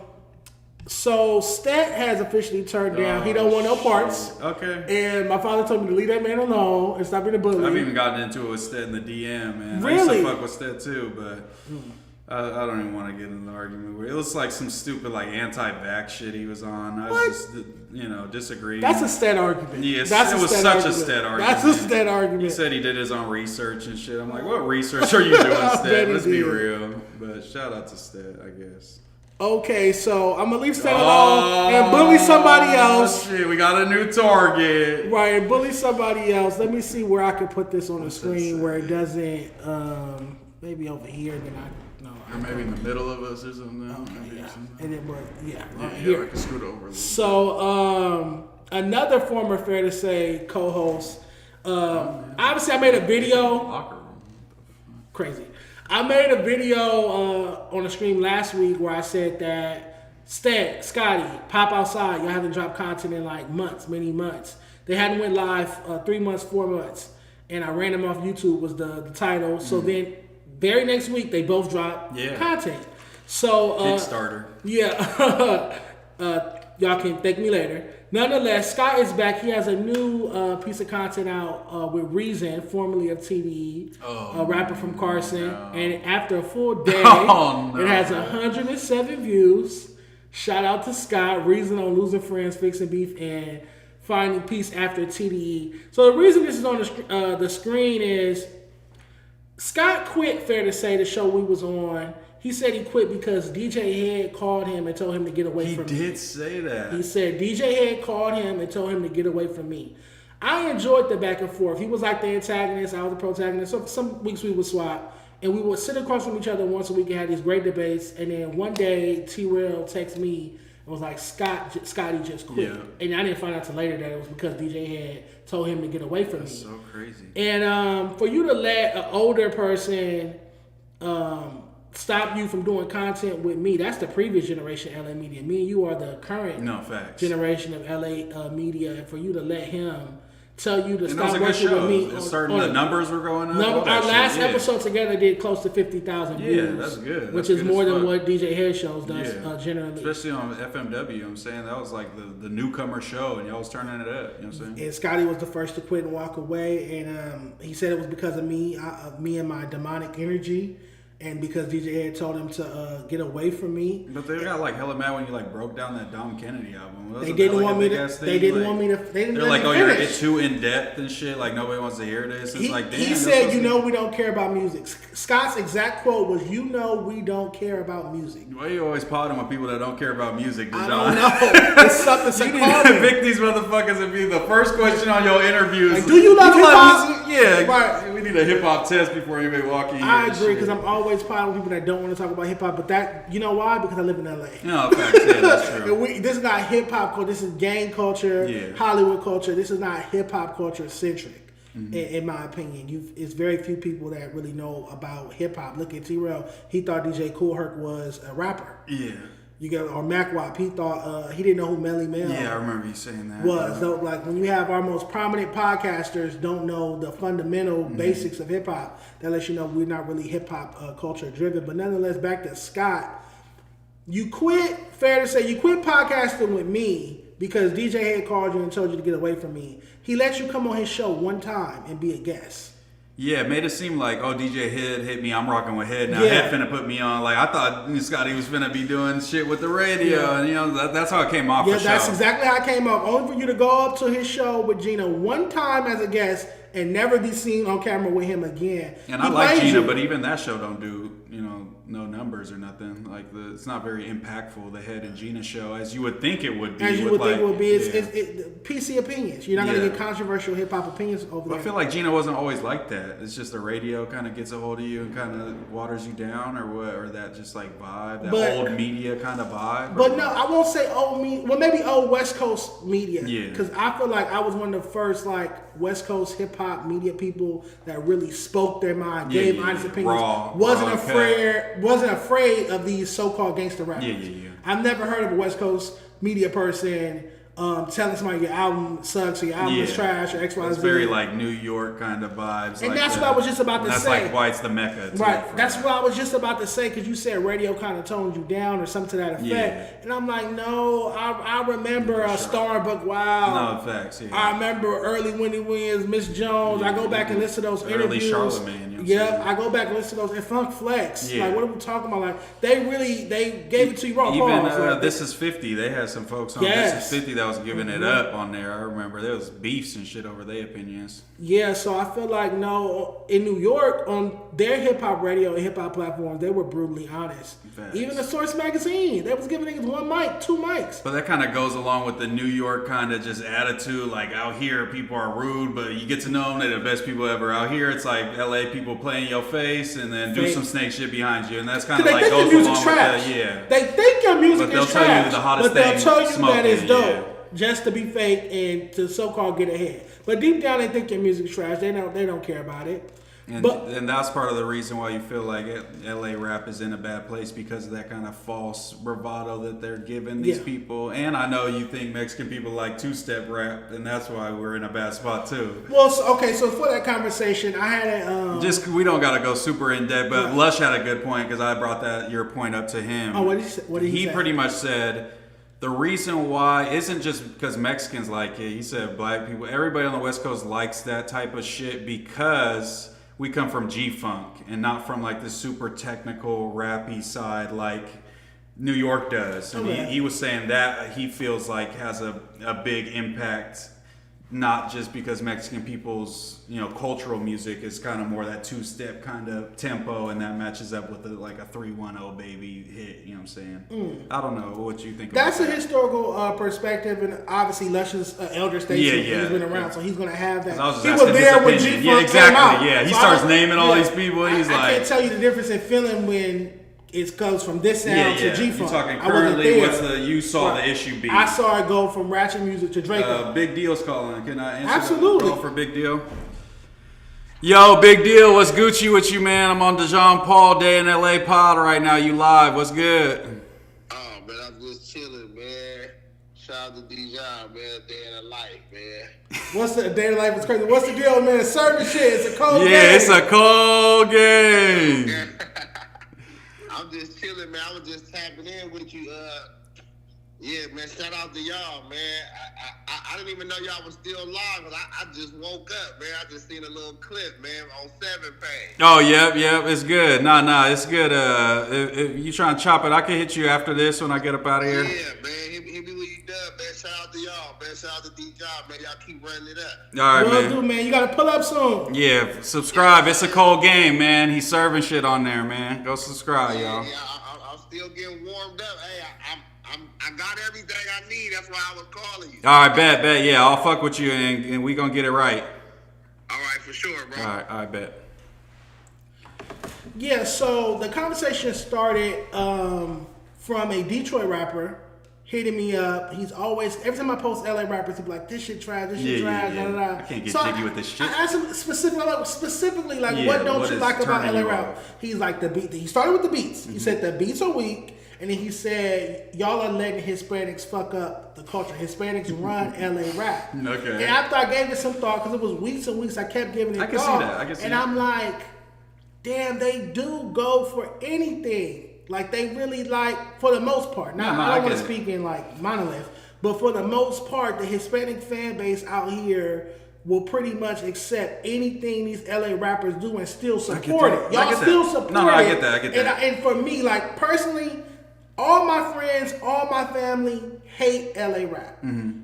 All my homegirls from the projects, all my people in the streets, they hate these. They want me to do something else. They're not proud of me. Yeah. You don't see my friends in the chat or supporting the XYZ. They think I'm wasting my time. Yeah. Like they hate LA a dying rap. cause. Yeah, they're like, there's not music not going nowhere. They don't listen to. They think it's whack. They like OYG, ORJ, Joe Moses, but anything after Blueface and forward. Yeah. They're like, bro, that shit is whack. We not listening to that. We listen to Young Sad. Boy. They not fucking with. No, they listen to Lucci. They listen to Young Boy. You feel me? They listening to Rock. They love Rod Wave. They listen to those type of rappers. Like Don Toliver, shit like that. Yeah, like super mainstream, more kind of vibes. Just like, outside of LA, Dirt, G Herbo, whatever. They don't more melodic, more Yeah, they don't want Pooh Shiesty. Pooh Shiesty's going crazy right now.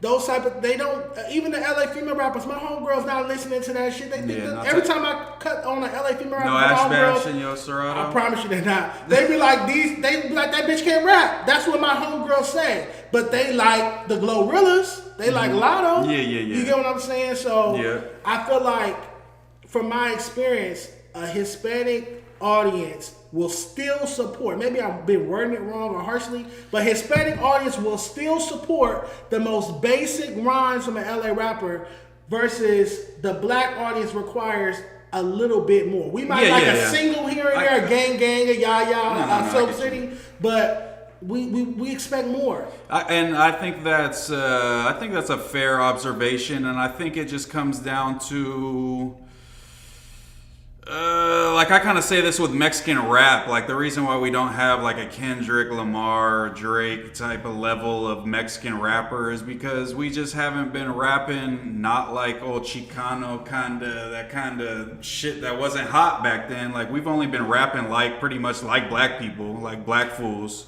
for like the past like 6-7 years for real. Like, you know what I'm saying? Since like the King Lil G's and all that shit. Okay. So I think like just our database for a lot of Mexican fans and shit is much smaller than the black, you know, like kind of database that you're pulling from of shit that you've seen and you're not as impressed as easily. When you compare it. Yeah, when you compare it. And that's how I think a lot of things just nowadays are with music, that it might have went back in the early 2000s because we had just seen less shit. We had seen less flows. We had seen less words be used in rap songs. We had seen less, you know what I'm saying, diversity in beats. And I think that's just kind of like Mexican people haven't been just diehard hip hop fans since the 80s and shit. So yeah, I think maybe you have a point to where they are like more easily impressed. But I think that easily impression, like kind of TikTok-y sound blows up still. You know what I'm saying? It goes viral. That's the point. That's the intention of it. You're going in the studio to make a song to go viral. You're not going in the studio to make a song to shift culture or to save lives or to get everything that's in your heart out of you so that you can fucking breathe, artistically. You know what I'm saying? That you're going viral because that's your intention. No, I get that. You know what I'm saying? And I just feel like how could it be fixed though, you think? Like I've been saying, I'm not saying disregard the Hispanic fan base. That's idiotic. You want all the money. Get all the money. So of course, because we do buy shit. You know, Mexicans, our biggest supporters we come and buy shit. We flood the concerts. Buy merch. Everything. Support all day long. We post on your stories. I see it. I see nothing but it. That's great. Keep that fan base. But don't neglect the black people. Yeah, feed everybody. I felt all the money on the table. I felt like ASAP did that with his last album. Like he kind of had something for every ASAP fan along the way, from the LSDs to the purple swags to the. He kind of had like a little sampler plate for everybody, and I could see like other LA artists doing that. Like here's your 1-2 step right here, but then here's my introspective joint. Here's my, you know what I'm saying, versatility. Yeah, I think people like Savvy have that. You know what I'm saying? Savvy like Third? Savvy Third, and he's like one of my top, like I think, free him. Yeah, obviously that's a big problem with a lot of California people is they get locked up. Look at J-Bo, you know what I'm saying? NorCal, we deal with that all the time. Briss dies, J-Bo's locked up, you know what I'm saying? Yeah, Slowby dies. We have a lot of problems with that as well. You know what I'm saying? We're gonna get to the state of NorCal hip hop in a minute. In conclusion on this Scottie topic, do you think? Because I could easily. Last time I saw Scottie was at LA Function. YG was performing. We was both on stage with YG, and Scottie blew me a kiss, which is weird. Yeah. But I could easily hit Scottie up and be like, pull up, and we sit down. Obviously SBRNLA is a big platform out here. Not necessarily strictly hip hop, but they do post music. They post music. But for me personally, I don't trust them. Because I feel like at any given time, DJ Hed could call you. Yeah, and then change how you feel about it. Right. So me and Scottie could sit down and have an amazing fucking stream. And then DJ Hed like, calls hey man, I told you he's a demon. He's like, you're right. I'm out again. Right. You know what I'm saying? So it's like the trust isn't there. Yeah, not facts. But it's like when your girl cheat on you and then she's like, oh yeah, I'll never do it again. It's like, well, you might. Always gonna be in the back of your mind, like, aren't you a cheater? Exactly. And so it's like I miss potting with him. Yeah. And our back and forth, I feel like it was great. The dynamic between us is great. We're both big figures in LA, so why not? We could really run it up if you think about it. Damn, sure. SBRNLA, cross, But it's like, dang, you switched up on me because somebody called your phone. No, facts, yeah. There's plenty of people that won't do that you could find that will be able to pop with you and pop it like that for sure. And to switch up on me and then now you not doing to do something lesser is always going to be a bad look for sure. Yeah, that's stupid. Big Deal been spamming me. He said one more call. So go ahead. You know what I'm saying? Shout out to Big Deal. Give me assistance or something? Hello? Yo, what's Gucci? You live on stream. What it do, man? I had to call back, man, and correct it, man. I said a day in the life, man, a day in LA, man. Yes, sir. Appreciate that. Day in LA podcast. I couldn't go out with that one, man, and let that slide. I said, that's respect. That's respect. Appreciate you. Let me tap back in. Nah, real one. Big deal, real one for Shelly. Appreciate you, gang. Thank you, boss. In LA, man. You know what it is. Wait, hold on. How's your Hoover freshman cover coming? We moving slow on it right now. We might have to get some consulting from Dejon on that one, man. See how we can make it happen. Slow on it right now. I ain't gonna lie to you. Slow motion better than no motion. Y'all got it. Yeah, it'll be fine. It'll be fine. Tell them get it together, man. Get their weather together. Yeah, I just was calling to correct that, man. You know, a day in LA, man. Shout out to you. All right, appreciate you, big deal. All right, I hit you. Like that guy. He's nothing like T-Rail. Oh, God. I like that guy. I used to work for T-Rail and shit, and then, me and T-Rail still cool. I don't got nothing. I don't got nothing against T-Rail. He still follow me, so I know he's not too mad. I'm at No Jumper and fucking with Adam and shit. And but I did like timestamps for Back on Fig for their first 50 episodes. You know what I'm saying? I did not know that. Yeah, I told T-Rail to make the Back on Fig's clip page. Look at my TikTok. I got on my TikTok did not know right that. now. You ever did some of their thumbnails? Yes, for sure. And their clip titles and all Mooseman that type of shit. does the best thumbnails. Please thank tap you, in. thank I'm about you. to start tapping because I'm tired of getting on camera. But yeah, like if I switch to my different accounts, I used to run like a fucking, their TikTok. Yeah, their TikTok. Damn. So I still got the login, you know what I'm saying, all that shit. Oh, man. Yeah. I mean, I don't miss being over there because the gay jokes. Nah, I feel you. That was the only reason I left. Like, if they had stopped that, I would still be over there. It's just the gay jokes. I think it was just like a low hanging fruit, you know. They're just like, oh, he's gay, I'm going to make a joke. I'm you know fat. what I'm saying? Fat jokes don't bother me. But like AD and do no fat too, so they got to like come from I'm the only gay one. Yeah, I guess. Literally, that's my only beef with anybody at FMW. But you really don't like that shit. Like, even if, like, because sometimes you'll joke, like, not like, oh, super joking, but you'll, like, throw out joking gay shit. You know what I'm saying? I know. I have discernment. I know when you're saying a joke to make me laugh. Yeah. And I know when you're saying a joke to hurt me or discredit me or try to challenge me. Okay. There's nothing wrong with, and that's why I say it's a risk when you make a joke. Yeah. A person might react this way, might react that way. So it might be best to not make it. Yeah. But if, like, my homie can make a joke to make, and I know he's saying it to make me his laugh. Heart. You know his heart. I know his intention. I know, it's just the energy with it. It's a vibe. Yeah. You know when somebody's saying something to try to make you laugh, or somebody trying to make fun of you and you know, embarrass you. Facts. That's and true. I think calling niggas Big Mama House and Big Gender and a dyke, that's not you trying to make. I'm not gonna laugh at that. That's you trying to hurt me and embarrass me. Yeah, especially when you're not on some trends like RuPaul shit. You're just a gay dude. You know what I'm saying? So. But yeah, so shout out to Big Deal. I'm happy he corrected that. He's not the only person who said the day in the life thing. It's a few people that have been like, Dejon Paul, a day in the life. And I'm like, damn, maybe I should use that. But cool. What's our next topic? Shout out to Scottie. Make sure y'all go watch this video with reason. Get that to 110 views, y'all. Facts. Oh, God. Scottie getting views like my YouTube page, dude. And I got 200 subs, man. that don't make any sense because Scottie been doing it for a long time. Yeah, and he got a TD artist with him. Like, you got to put up some numbers, man. With like fucking 80,000 followers. That's crazy.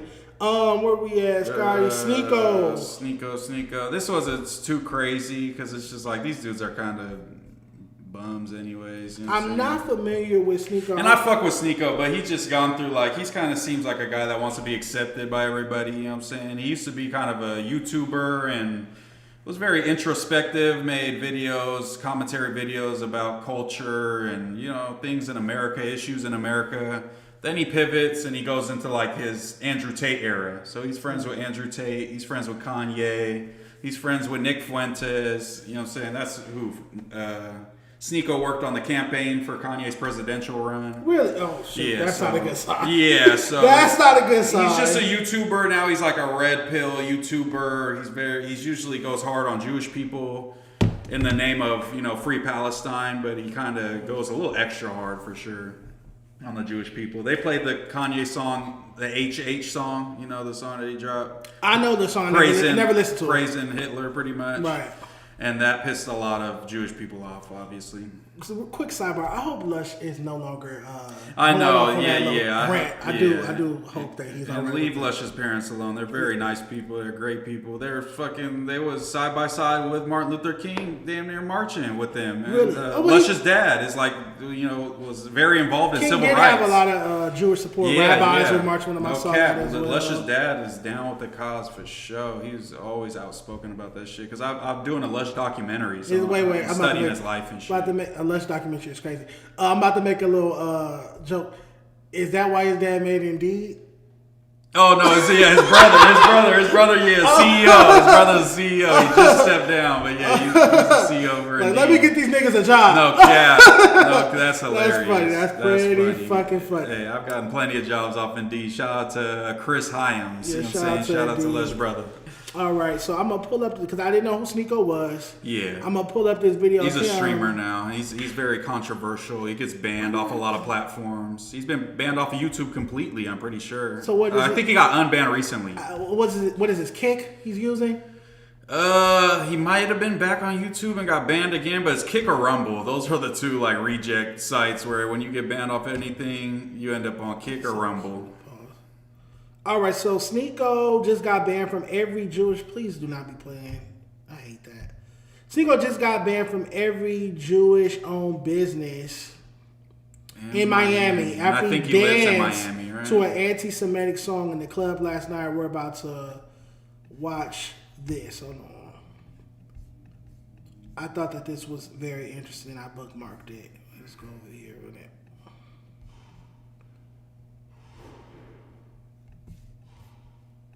You're virtually banned from every single hospitality group in the United States. Like what? Tao Group, Groot Hospitality, H-Root Group, virtually every restaurant, every venue, every nightclub. You're pretty much banned for your anti-Semitic remarks and your absolute racism and your hatred towards Jews. I thought we were friends. We are friends. You don't want to be friends anymore? Oh, I haven't been your friend in over a year, my man. Your anti-Semitism is blatantly disgusting. It's very, very offensive. I've hosted you thousands of times, taken care of you. I've been a true friend, and all I've ever received from you is hatred, racism, and just anti-Semitism. When have I been racist or hateful towards you? You always say smirky remarks. It's always been against Jews. What's smirky remarks? I never talk about politics. Whenever we talk, we hang out. You bring it up. I don't talk about it. Activist. What's your take on that call, man? I don't know. I think playing a song in the club, and they were all kind of laughing and dancing to it. Is it an out-of-pocket song? Yes. Is it a catchy song? It's a song. Yes. Did they request the song to be played? Yes, or did the DJ 100%. Okay. Yeah, it doesn't get played literally anywhere anymore. I haven't heard the song. It says N-word, Heil, you know what I'm saying, and it says Hitler, you know what I'm saying? That's pretty much the whole song. Like praise Hitler. That's what you're saying. Yeah. Oh, okay. That's what the German Nazis used to say, Heil Hitler. Right. You know what I'm saying? So it says that in the song along with the N-word, and that's pretty much most of the Hard R? No. Oh. Nigga, H. Yeah. It's the beat's hard, you know what I'm saying? It's catchy. I'm gonna go listen to this song. I'm not gonna enjoy it. I'm not gonna enjoy it. It's hilarious. It's a good sonically sound. If I didn't know English language and I was just listening to the sonic sounds of the song, it's a good song. Why are you laughing? Because I'm trying to. Is it on your playlist? No, not on my playlist. I think they took it off of streaming. We might have to go YouTube for that joint. SoundCloud. Yeah, SoundCloud something, but. Do I think they should be banned from everything? Everything is crazy. That was the most Jewish call of all No, time. for real. I thought we were friends. You were disgusting. You're banned from everything. I just want to let you know you're banned from every establishment in America. I didn't know that can happen. Like what? You can't go to Applebee's, Chili's, nothing. Who's gonna stop me from? I dare you to ban me from some restaurant. There's a picture of fucking Sneeko in every fucking bar in the world. I dare you to ban me from some restaurants. No. I'll drive my car inside of that. That's gonna be the next fucking peaceful protest that we do is get us back in for sure. Yeah, that was a Jewish call, man. I think no no anti-Semitism, but it does show that they can flex their power. If you say something bad, and almost nobody else has that power. You could even talk crazy about white people, and you're not gonna have that happen to you. But that is power tripping. But it's also organization. No, facts. It's a bit admirable, in my opinion, because like we're so organized and collected and together and unified and have such a powerful network that if you say something or do something that offends us as a race or as a people or whatnot, we can take action against you. We can make one phone call. It takes one phone call and you're done. I think all minorities should strive to have that type of power. We should try to get on some Jewish shit, unite, and Jewish people stick together. They do business with each other. They try to build up their own community. They try to get educated. You know what I'm saying? We should try to replicate that so we could be like that. And you say something bad about black people, they say you banned from every black business across the country. It sounds nice, but where 2 or 3 black people are gathered, unfortunately, it's going to be confusion and disarray. I've learned that. I've learned from trying to work with other black people. For the most part, it's hard. You know, it's really hard. Ego always comes into it. It's just plain old ignorance. You'll have somebody fall asleep on your podcast and then tell you can't say wake up. Like, facts. Facts. Like what? I think that's almost with everybody who's dealing with their own people though. It's like your own people always gonna kind of treat you damn near like Lush is gonna be fucked up on No Jumper and Adam's there every single day. You know what I'm saying? He's still gonna keep doing the drugs and all that shit. When I deal with Mexican people, a lot of them do good business, but there's a lot of fools that are expecting like a kind of like a lower expectation for them because we're raza fool, like, you know what I'm saying? Like, I can't see Asians doing that to one another.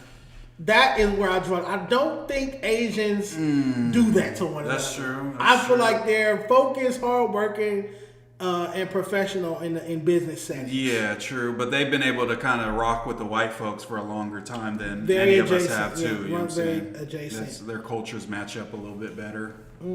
That's interesting. So yeah, Sneeko, No Towel, and whatever other restaurants. Yeah, he's not gonna be in any club playing that song ever again. He got a DoorDash now. Oh God. They might ban him from that too. That's crazy. Yeah. That is one hell of a. But I don't think anybody's gonna miss Sneeko in the club. I don't think he was bringing the vibes, anyways. Josh gave Moose the Mossad. Talk today. What does that mean? Mossad is like the Israel intelligence agency, so they kind of use CIA? the like conspiracy of like Mossad is the one in everybody's ear telling them what to say. Like that's the thing. Okay. A cold day in LA, man. Shout out to A cold day in LA would be hard. That's the episode when Big Deal pull up. Yeah, that's a good one. That's a good one. I want to do a report card for all the Mexican rappers in LA, maybe Cali in general. What y'all think? Food Community already did that. Yeah, they did LA to Texas, everything in between. I'm trying to do one where we crown like the top food who has the best chance at being a mainstream rapper. That's what I'm trying to get on. Who would you think off the top of your head? Top of my head, Bash for the World is up there. He makes like actual like hit songs that get a lot of plays. Even Snow the Product puts up a lot of numbers, even if I think her music's kind of cringy sometimes. She does. I mean, you got to have the numbers, you got to have the image, you got to have the brightness of the future ahead of you. Not like you reach your peak and you're kind of on the decline. I want to see everything. You got to have everything. You know what I'm saying? And you could lack in some places, and we could get that improved so you could be the full package, but you can't be lacking in all kinds of areas and just think that you finna be the next Kendrick and Drake and shit. You know what I'm saying? J. Cole. I want to see a Mexican rapper be at those type of heights, but only greatness is going to bring that. All right, I'm trying to pull up no, not that one either. Where's the... Oh, you know what? I DM'd it. It's I want to talk to you about the Democratic Party. Okay. There's a lot of infighting in the Democratic Party right now. A lot of... kind of like Malcolm Martin type of discussions happening on how they should approach everything. Definitely a lot of shit going on. A lot of division within the Democratic Party on where the direction should go to defeat Trumpism. I saw a few compelling tweets on the matter. I think I DM'd it to myself. Let me see. I'm going to start doing a Google Doc show sheet, you guys, so I'm not always digging in my DMs. Here we go. This is from JD Law MAGA. I probably should have looked at that. Hey, it's all good. You know, they bring up good points sometimes. Before I screenshot this. They bring up good points sometimes. But Democrats are all talk, no action. And in a lot of cases, their talk is derived from a rotten brain and Trump derangement syndrome. And they look silly, sound ridiculous, and are clearly not representing the core what? The core interest or best interest of America with their criticism. What's your take on this? Hold on, let me make this a little bigger. I think he's pretty wrong, but I could see, I mean, once he brings in the Trump derangement syndrome, that's just like anytime you criticize Trump, they say, oh, Trump derangement syndrome. So it's like, biased. I know there's people out there that are like that, and there are a lot of what they say libtards, you know what I'm saying? There's people who, what does that like, mean? libtard is just somebody who's like super woke, super like offended by everything, will support the Democrats' causes and not really look into them, not really research who they're supporting. Just, this is the left, that's my side, this is like kind of like my cult type of thing, you know what I'm saying? And right-wingers are all bad, you feel me? So that's kind of like a libtard, but I like to be researched, I like to look into things, and I think Democrats obviously dropped the ball. I think what we should have done is Biden should have went more after Trump and the people that Trump surrounds himself with that try to steal an election and did January 6th and delayed the peaceful transfer of power and assaulted over 100 police officers and put them in the great points. Put them in the hospital and then were pardoned. 25 or 1,500 of them were pardoned, blanket pardoned, and some of them. There's been 2 that have came out, January 6ers, that have came out as pedophiles and went back to prison. One guy got in a shootout with the police on a basic traffic stop. But just there's so many things that I think Democrats could have went harder, but Biden was more on some diplomacy.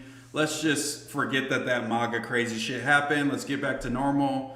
Biden leaves, Kamala loses, and now we're back to square one. So Biden should have been. He should have tried to put Trump in jail, do something. Or the insurrectionists, all his lawyers that were pushing these fake documents to try to get Mike Pence to accept the fake electorate plot. You know what I'm saying? So, there's so many things. So even when working against Trump, Democratic was talk and not action.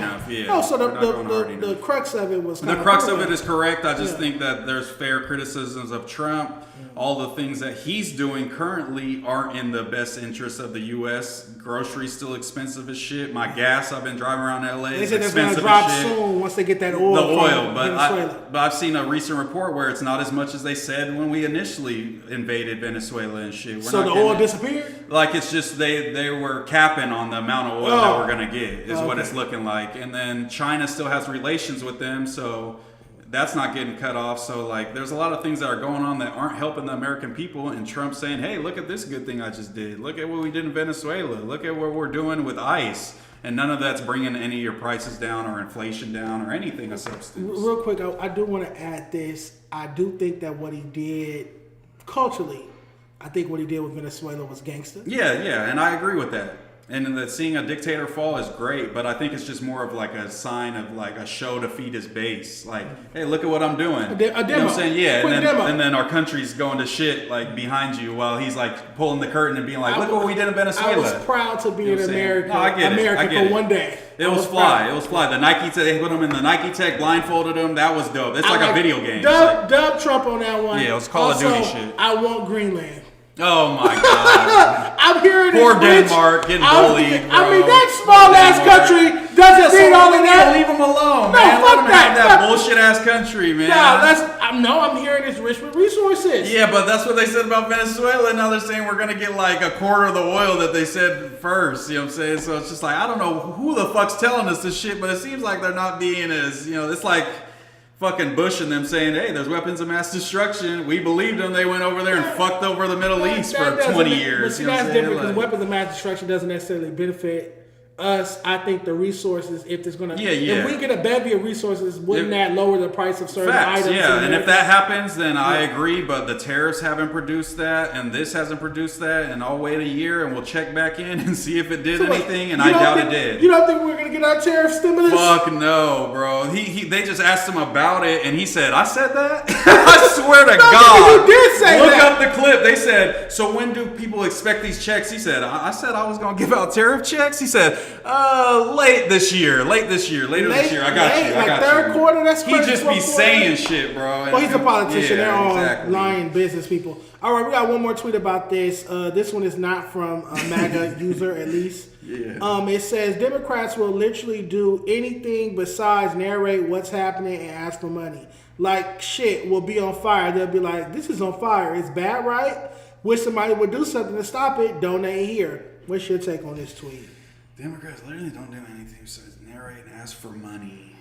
I don't even know how to fucking respond to that. It's just like Democrats. I mean, Joe Biden passed more legislation than Trump has in 2 terms. So it's just like Biden works with Congress. Biden works, you know what I'm saying, within the government.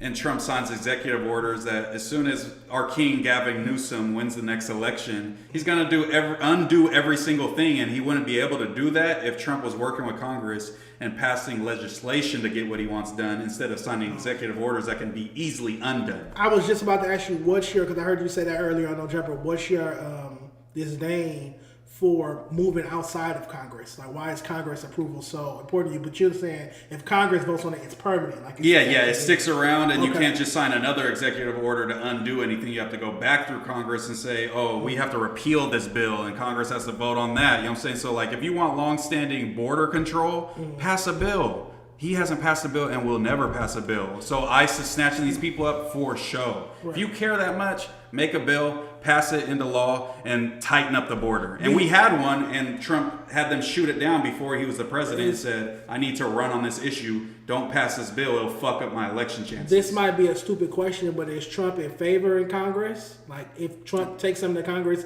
is he going to have a hard time? Well, they have a majority, I think, in the House still up until these midterms, and they have a majority in the Supreme Court. I mean, he's just unwilling to come to the table because they probably will give him pushback and make him change certain things about what he wants to do, and it's an all or nothing type of thing with Trump, usually on every topic. I like that attitude, but you're saying it'd be more productive in the long. Yeah, because it's like he's not even doing the job for his people, and I disagree with them. But if I was a Republican, I would say he's not even doing the job that I want him to do because he's not doing long-term things that will change America for 10 years. It's for the next 3 years that he's in office, and then everything else is gonna. Democrats can undo everything and do whatever the fuck we want. But okay, what's better, temporary changes or temporary actions, or none, or nothing? Yeah. You get what I'm saying? Yeah, I get that. So what were some of the? Because I'm not the biggest politics guy, but what were some of the legislations that Biden put into place?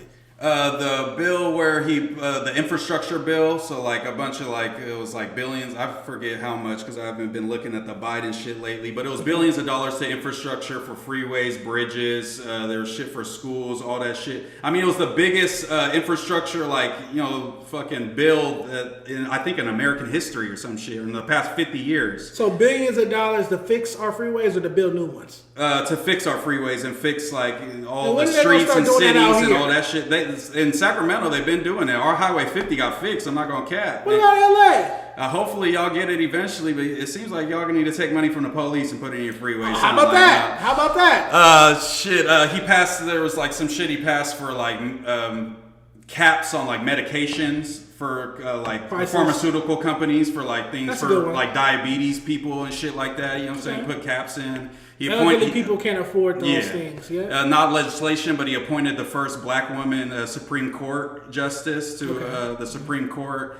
I would just have to keep going. Those are just off the top of my head, but that's still just those two. The Asian hate crime thing, wasn't that him? Yeah, it was. Yeah. I think that was very internet publicized kind of thing. I don't know if that's his most shining moment. He got us up out of Afghanistan, which Trump said he was going to do. Obama said he was going to do. Biden did that, even though it was messy, but it was because Trump negotiated the terms of the pullout and didn't include any of the countries that were involved. And so when Biden came along to execute, it was messy, but he did get us out of Afghanistan. What was your, and this is our last political topic, what's your take on Obama's, or what's your opinion on Obama's presidency?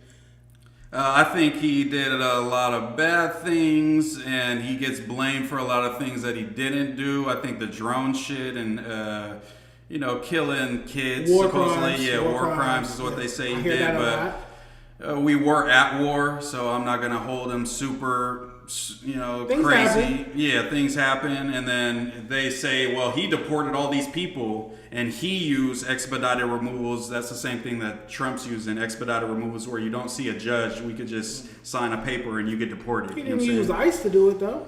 How did he do these deportations? It was mostly recent border crossings, like 85%. So they strengthened up the border to have more people at the border. So they were catching fools as soon as they jumped over, and then using expedited removal to send them back, so we don't have to keep this fool that we just caught at the border. We know he was crossing, and Trump's using that rule that was built for that purpose to get people. That's the cleaning lady that's been here for 20 years and deporting her expedited. Versus people that are actually actively crossing the border. And she could say, hey, I'm in the process of getting my citizenship, and he's using that rule to say, we don't give a fuck about none of that. See you later. You know what I'm saying? And that's fucked up.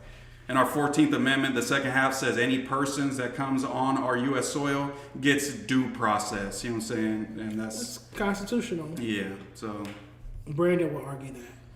For sure, yeah. I talked to him about all kinds of shit on that debate, and I could have handled myself better, but that was like my first official debate, so I'm only get better. Okay, chat. Bears in the chat or I'm gone. Palm trees in the chat or I'm gone. Moose is in the chat if you have updated your phone. I have to update my phone to get that emoji. All right, y'all. Make sure y'all send some more super chats in for Tam. I will be reposting them on my Instagram story. Shout out to Tam Burger. Let's get to our next topic. Let me see. I feel like it's tweet of the week. Yeah, tweet of the week, which I just had up on the screen on accident. Hold on. So I love this tweet of the week. It's really my favorite segment. Are you a X user, Twitter user? I hate Elon, but I still be scrolling X sometimes because, I've been using Twitter since 2009. He's not going to run me off, but I do hate what he's kind of done to it for sure. Right. So much like rage bait. Like, bro, I'll get on my Twitter and it's like just some anti-black like propaganda shit. Like, look at this black guy punch this old lady. And it's like, this is what Elon wanted me to see? Like, this is crazy. Why did I delete us? Hold on. Okay, I said okay. Oh yeah, this is a good little statement. Hold on, y'all, bear with me. This got some credence to it for sure. All right, we're back. My bad, I clicked the wrong delete. Where did the thing go? Oh, it's behind us. After this, we gotta make you some scenes, fool, so you could just click on the scene. Some what? Like that far left. Like I can make you one that's just you full, and then you just press one button and it'll put it to whatever you're looking at is in the corner. Least tech savvy person ever. I could fuck with it and just at least some basic shit. Thank you. Least tech savvy person alive. People don't know that about me. I'm very analog. No. You make it work like this, which is crazy. You know what I'm saying? But what I'm doing is crazy. Yeah, it's crazy. It's definitely a hella work. This is how my brain operates. You make it work and it looks solid on the stream, so it's all good. But all right, best. So tweet of the week: record labels left artist development to managers, but still want equity in the masters. Great point. What's your take? Yeah, I only see artist development from managers and A&Rs, I think, is the only people I've seen still kind of even talk about that. Okay. And you have more insight into like label type stuff and the kind of inner workings, or at least, a better idea than I do. Like, do you feel like that's even something that's needed? Do you feel like labels can handle that still? Like, do you think they have the skill set to even do that since they haven't done it for so long? It's definitely needed. It's what's missing, not only in hip hop, just in entertainment, in the music business. To me, that falls under the A&R department. A&R stands for artists and repertoire. Mm-hmm. Being an A&R is like being a manager. You're just getting paid by the label. Okay. You're a manager without commission. You are a manager on salary by the label. Okay. Artists are part of the A&R department, and their A&R, their rep, as well as artist developers. I I definitely feel like we need that. That's why you see so many artists that don't know how to perform, can't handle festival performances. You have so many artists that do interviews and aren't media trained. Yeah.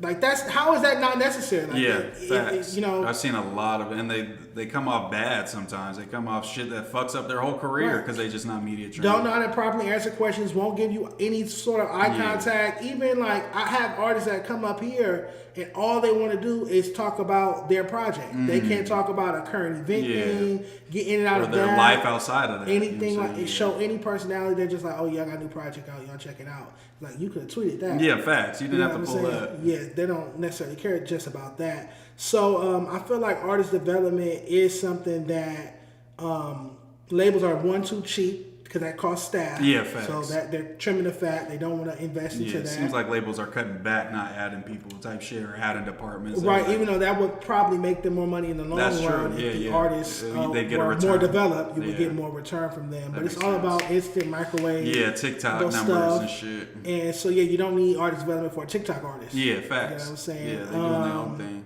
I think that a lot of people that, from my experience, a lot of people that work at these record labels don't know what they're doing. There's a lot, especially out here on the West Coast, especially in the urban departments, hip hop departments. A lot of times, whoever the popping artist is, some of their most popping artists, whoever that artist homie is, gets an A&R job. Whatever homie they walked in the building with, he might not know. If that artist sells 1 million records, 2 million records, he gets an A&R job. Now he's getting $70,000 to $100,000 a year and has an office. He might not know shit about the music business, but he's homies. Has a say in what the fuck they do and shit. Absolutely, I've seen it. Even I won't even get at her like that. But the baby had an A&R. Just his homegirl. She walked him in the building. He sold all these records. She's executive vice president of A&R for Interscope. You've only worked with one artist. Just because you was the baby's homegirl, pretty much. You only worked with one artist, and you're the executive vice president of this label.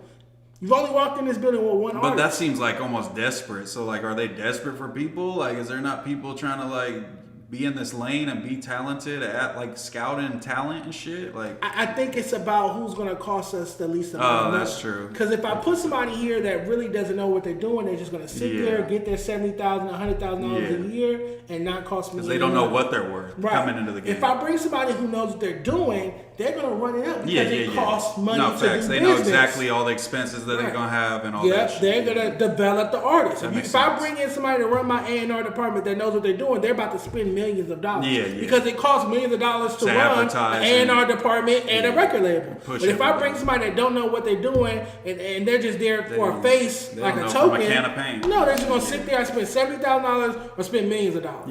No, these labels want people that don't know what they're doing working there. Yeah, that makes sense. That makes a lot of sense. And how like same thing. How's that going to change if they're just cutting the budget and they just trying to get it off with the least amount of money? Like, is it just going to be like this pivot so that I've seen where it's just like it has to be like from an underground, or not underground, but like an independent type of level? Like it has to start there type of shit and work its way up? Or like, how do you think that could work? I think it takes bold people. I think if the situation hip hop is in or the music business is in, it's going to take bold, I don't give a fuck type people. Cavalier disregard is what it's going to take. So some Dejon Paul's in the building, is what you're saying. A whole movement of Dejon Paul's, people that don't give a fuck, that actually want to do it. Because growing up, I loved it. That's just what the game, the hustle of taking the artist, rehearsals. And it was cutthroat. Like, it had to be great. It had to be greatness every fucking song, every album, or we was forgetting about nothing good. Leroy Cohen, who's not a saint, but one of the things I took away from Leroy Cohen, he used to say, good is bad. If he thinks a song is good, I'm not going to put that out. You're not going to replay that or great. You want greatness. Everything. And that's not an attitude you see in record labels. That's not an attitude you see in artists nowadays. You get what I'm saying? And I feel like that's why hip hop is not on the charts at all. You see Rolling Loud is only doing one festival instead of doing Rolling Loud California, Texas, Atlanta, New York, XYZ. They're only doing one We've festival. had a couple like downtimes in hip hop history and shit, but do you feel like this is the first one where it seems like it's almost like a decline, like from the peak to a decline kind of thing? Because before I feel like, okay, it slows down, but it's still on the up and up. You know what I'm saying? But like you got to think, Okay, so when you say down periods in hip hop, that's a great conversation. Are you talking about like the ringtone era? Like, historically, what were the downtimes? Like downtime to me, like maybe it's might not be reflected in the numbers so much, but like 2018, I remember was kind of like they looked at it as like the end of the SoundCloud era into a new era, and it was kind of like a in-between time where not a lot of good artists like 2017, 2018. Yeah, Cardi, Magnolia, but okay, I'm trying to think of who else popped off. Like it was kind of like the reminisce of the SoundCloud era. Like No Jumper was even in a bad place before like AD got there during, and then the COVID era kind of turned it back up. That's a great point. So yeah, but so that's one down period that we got. I'm trying to think of like what has been the down, because even during the ringtone era, we still had Young Jeezy, Rick Ross. Yeah, superstars. Def Jam was still booming. Def Jam South was booming. So this would be the biggest thing. I think this is the biggest downtime in hip hop history. But what I think is everything ain't nothing new under the sun. Everything goes back in circles. Yeah. Hip hop is close to where it started, and when I mean where it started, I mean the 70s. Mm-hmm. It wasn't about albums. Yeah. It was just about trendy singles. Yeah. Everybody like was your style. Everybody was dressing gay. Yeah. Your swag. If you look at the rappers in the 70s, they had on like effeminate like clothing. Like how Dr. Dre's old crew dressed. Like they was clowning him on how he was. Crew, that's a little bit after, but even before them, Grandmaster Flash Furious 5, Grandmaster that Cass, disco influence. They were influence. competing. They wanted to dress like Prince in the rock bands, and stuff like that. Because that's what got you the bitches back then and shit. That's what I think. When I look at hip hop today, I look at how hip hop sounded in 1977, 78, 79, 1980. Kind of before they were making records. Yeah. Kind of when it was just about having a single. It was, those artists weren't album artists. Can't nobody quote their albums. This is this classic album from 1970. It was, or having messages in their music for the most part outside of Melly Mel with Broken Glass everywhere. Okay, they was just popping it kind of, just like talking, popping their shit, rhyming, hey ho, and selling records and having a hot single. I feel like that's kind of where it went back, and to me, that's not my favorite era. Yeah, definitely not. But maybe that was necessary for a rebirth. Like maybe it's like some rebirth. Yeah, like you said, it's the beginning, so it could go into the next era. Right. I can't wait, because like once Run DMC and LL Cool J and Def Jam started having their wave, that's when it really came about being like actual MCs putting out albums and having the whole package as a rap star. My worry is just like what I was talking about earlier, it was just that like we've seen everything, kind of like it's hard to be excited about things because we've seen so many artists come from so many different angles and aesthetics and styles and flows and beat choices and beat styles and underground, mainstream, like it's just like we're just like nothing's special to us no more. Or you think that it's just lack of talent, like somebody can bring a new swag to the It's not game. about lack of talent, because I find talented artists, but they don't have the total package, or they're missing so much, or they're doing this wrong, they're doing that wrong. Nothing's new under the sun. It's about taking a little bit of this, a little bit of this, a little bit of this. For example, Biggie, one of the greatest rappers of all time. He is all the GOAT MCs of the 80s combined. Yeah. So he'll take the gangster attitude of a Rakim, the player Mac Daddy vibe of Big Daddy Kane, the drug dealer on the corner of Cool G Rap. His flow was like a preacher like KRS-One. Like, stop and listen to me. I cut tracks. You listen to my voice. That control over the beat, KRS-One. He was, and ladies love him like Cool J. He was all of the rappers from the 80s. All the great rappers from the 80s. Like the whole generation culminated into one. Into one. You get what I'm saying? Or even like from a female perspective, Lil' Kim. She had MC Lyte's flow. Yeah. She had the gangster attitude from Roxanne Shante and Only Female in My Crew, and then the sex appeal and crossover appeal from Salt and Pepper. Okay.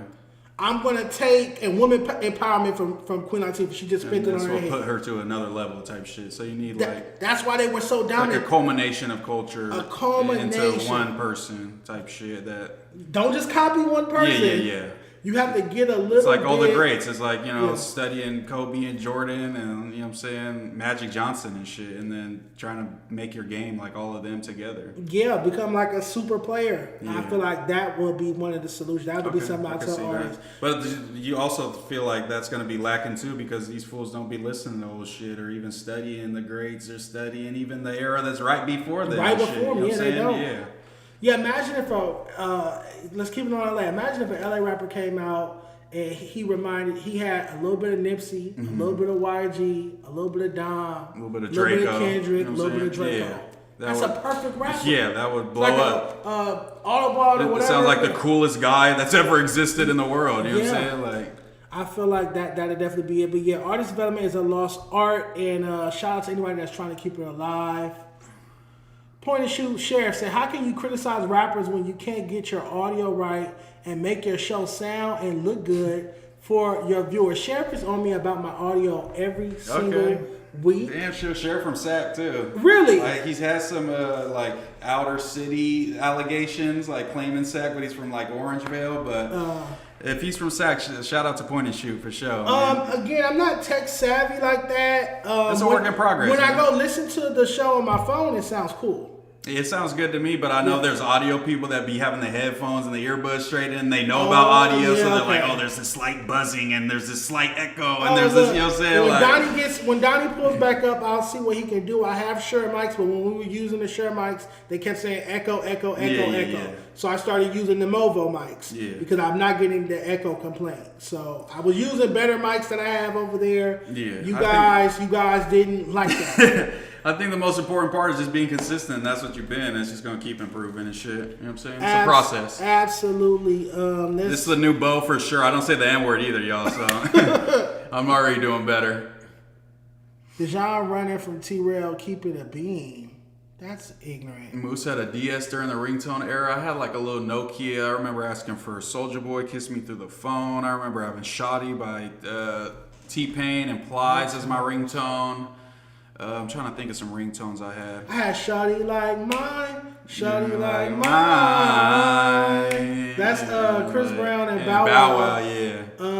Damn, what are some other ringtones I had? I had a lot of T-Pain. T-Pain was big. Yeah, T-Pain, you know what I'm saying? I don't know if I have Bartender. What's that song? Donnie Makes It Worse Every Time is hilarious. He comes over to fix it and makes it worse. Nah, Donnie's my guy. Donnie I fuck with Donnie too. Up in the first place. I fuck with Donnie.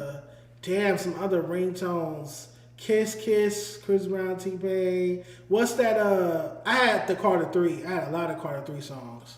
That was my album. Okay, yep. Damn, I had a lot of ringtones during that era, man. How much did they used to cost? I wasn't paying the bill. I think $1.99 maybe.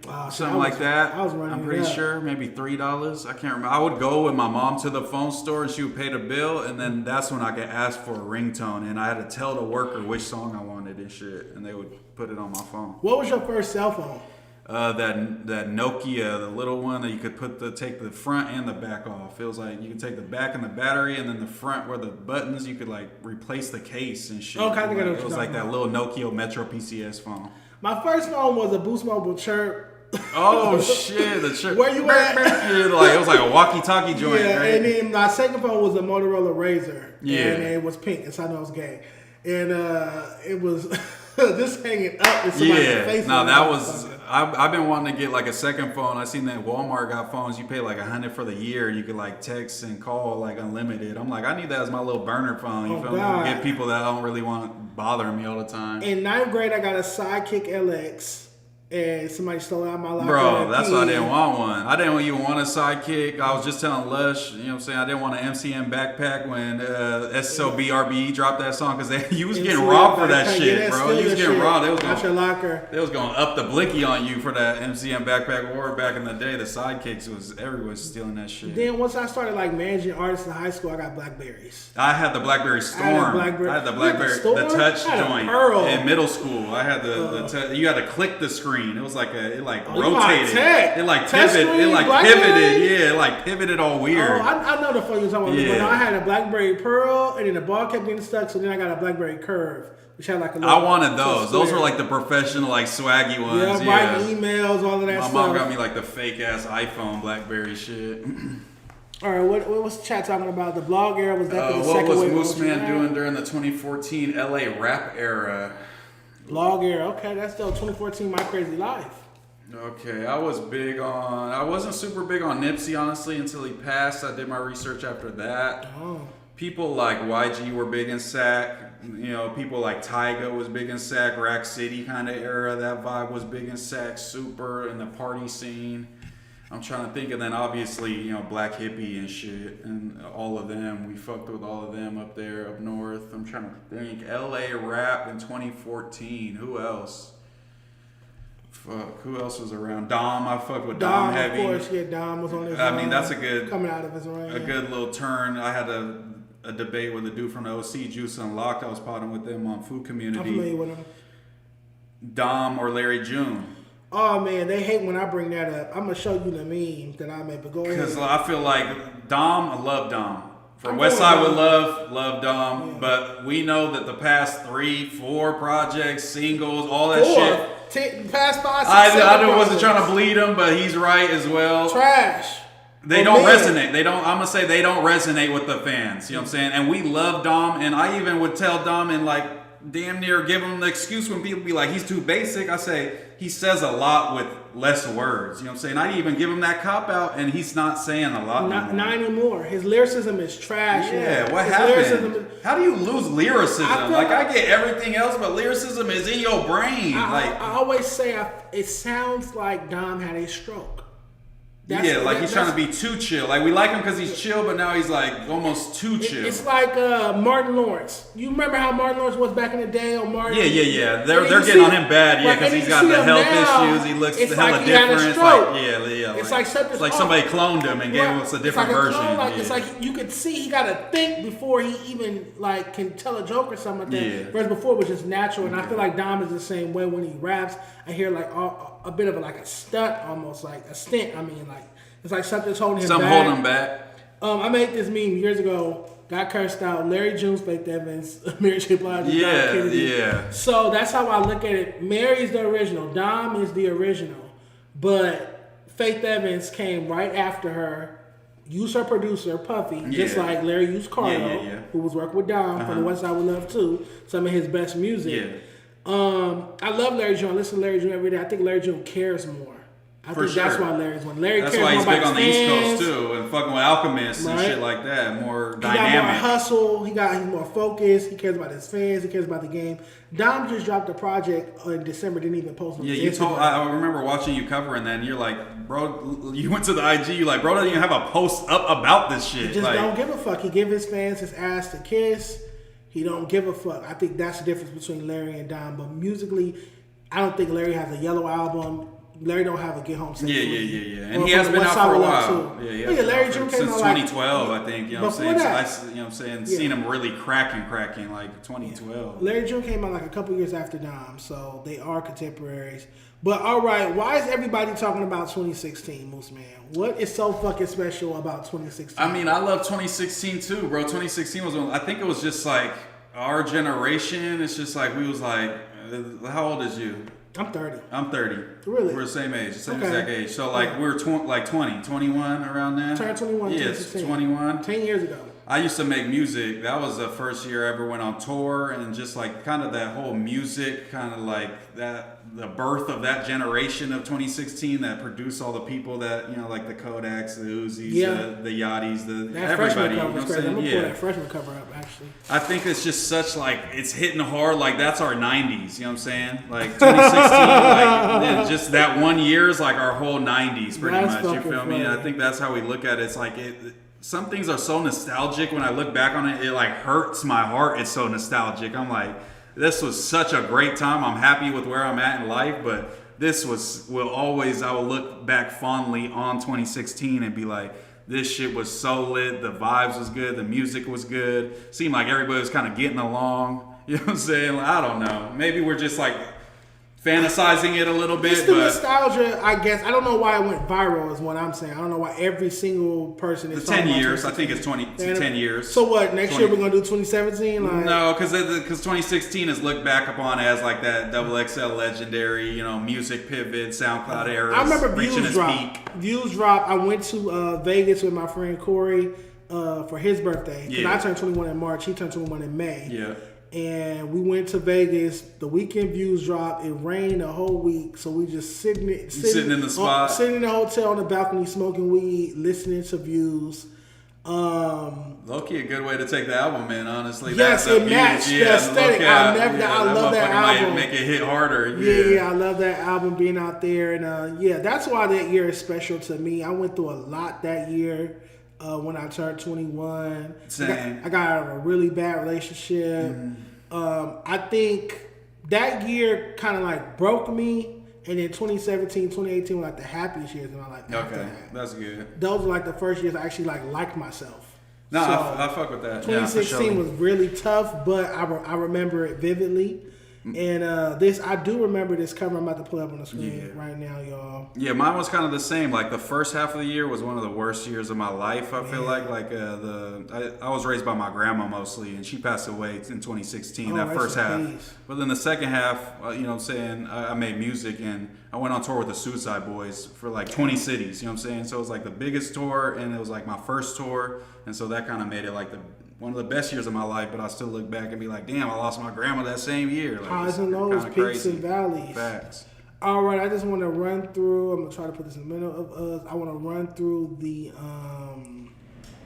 Probably has the best. Double XL freshman cover. I don't know. 2016. I've gone through this before. Is this like the best I think we decided this is the best one. Yeah. I love 2010 with Nipsey Wiz. Yeah, but they had a lot of stragglers on the outside. They had big dogs. Freddie Gibbs was on that one too. But all right, so we got Dave East, designer. That's a miss, but he deserved to be on there that year. Yeah, that year. Lil Yachty, Lil Dave, Lil Uzi, G Herbo, Anderson .Paak, 21 Savage, Kodak Black, and who's that up top? Denzel Curry. Yeah. So.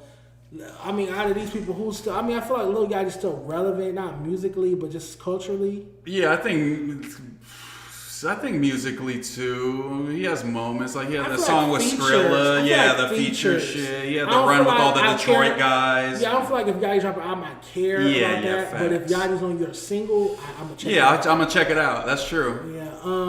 G Herbo. Yeah, I mean, as hot as he's ever been right now. So obviously that's. Kodak is a legend. You know, I've been wanting to say this for a while. The worst take I ever gave in my life was on No Jumper. And I said Kodak Black isn't a legend. And I think that is the worst hip-hop take I've ever given. Okay. You know who corrected me? Remo. Remo was like, Dejon, is Nipsey Hussle a legend? I said, yes. He said, so Kodak's a legend. Yeah, I could see that for sure. And it made me put it in perspective. In different ways, but both still would fall under that. Kodak was pardoned by fucking Trump. Like, Kodak has the catalog. He has culture. I mean, he's been popping since he's fucking like 15 and shit, he like really making hits. Yeah. I think that was one of the worst takes I ever gave in hip hop. My hip hop career. Yeah, Kodak is definitely a legend. Yeah, Kodak definitely a legend. Yeah. 21 Savage.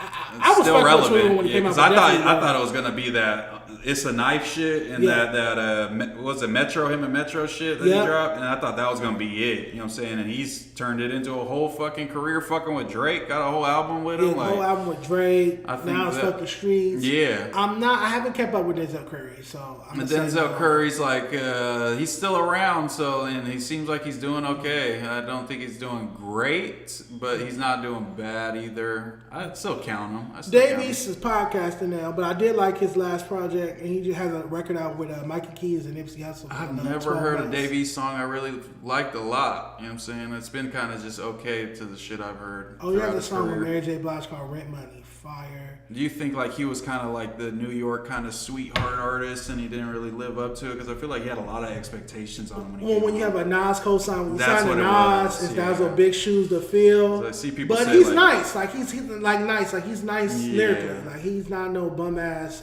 rapper. He's nice lyrically. I've heard that people feel like he stayed with Nas too long. He stayed signed to him too long. He should have left. Yeah. But it's like, because Mass Appeal is for OGs. Like everything for sure. that they dropped. Everything that they dropped before that was for surely all OG shit. Anderson .Paak, dating Mariah Carey. Yeah, and I think he does a lot of ghost right now, even if he's not super on the scene. I know he has a club out here. Probably the most musically talented out of all of them. Yeah.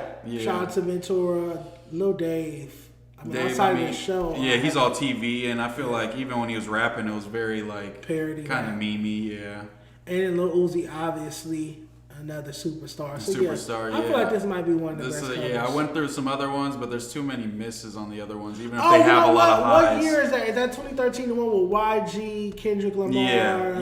Yeah, that one's. I think Mac Miller's on there. 2012. Yeah, I think Mac Miller's on that same one. Yeah, I think it might be that one. This might be the second one. Okay. I think 2012 might be. Let me pull up 2012. Yeah, let's just to double check. No, hold on. I don't want to delete. Because one of those is really good. So we're saying that one had, let's see, how many is there? 2, 4, 6, 8, 10. And they got Denzel, we're saying is a miss. Dave is not a miss, but designer. So 2, so 8 out of 10 we're saying is lit. Is Dave not musically, but he was. He was supposed to do. Yeah, Okay. he was. So his videos got millions of views when he was dropping music. 8 out of 10. We'll go 8 with out of that. 10. All right, 8 out of 10. And then for this, For what was that? 2012 Double XL cover.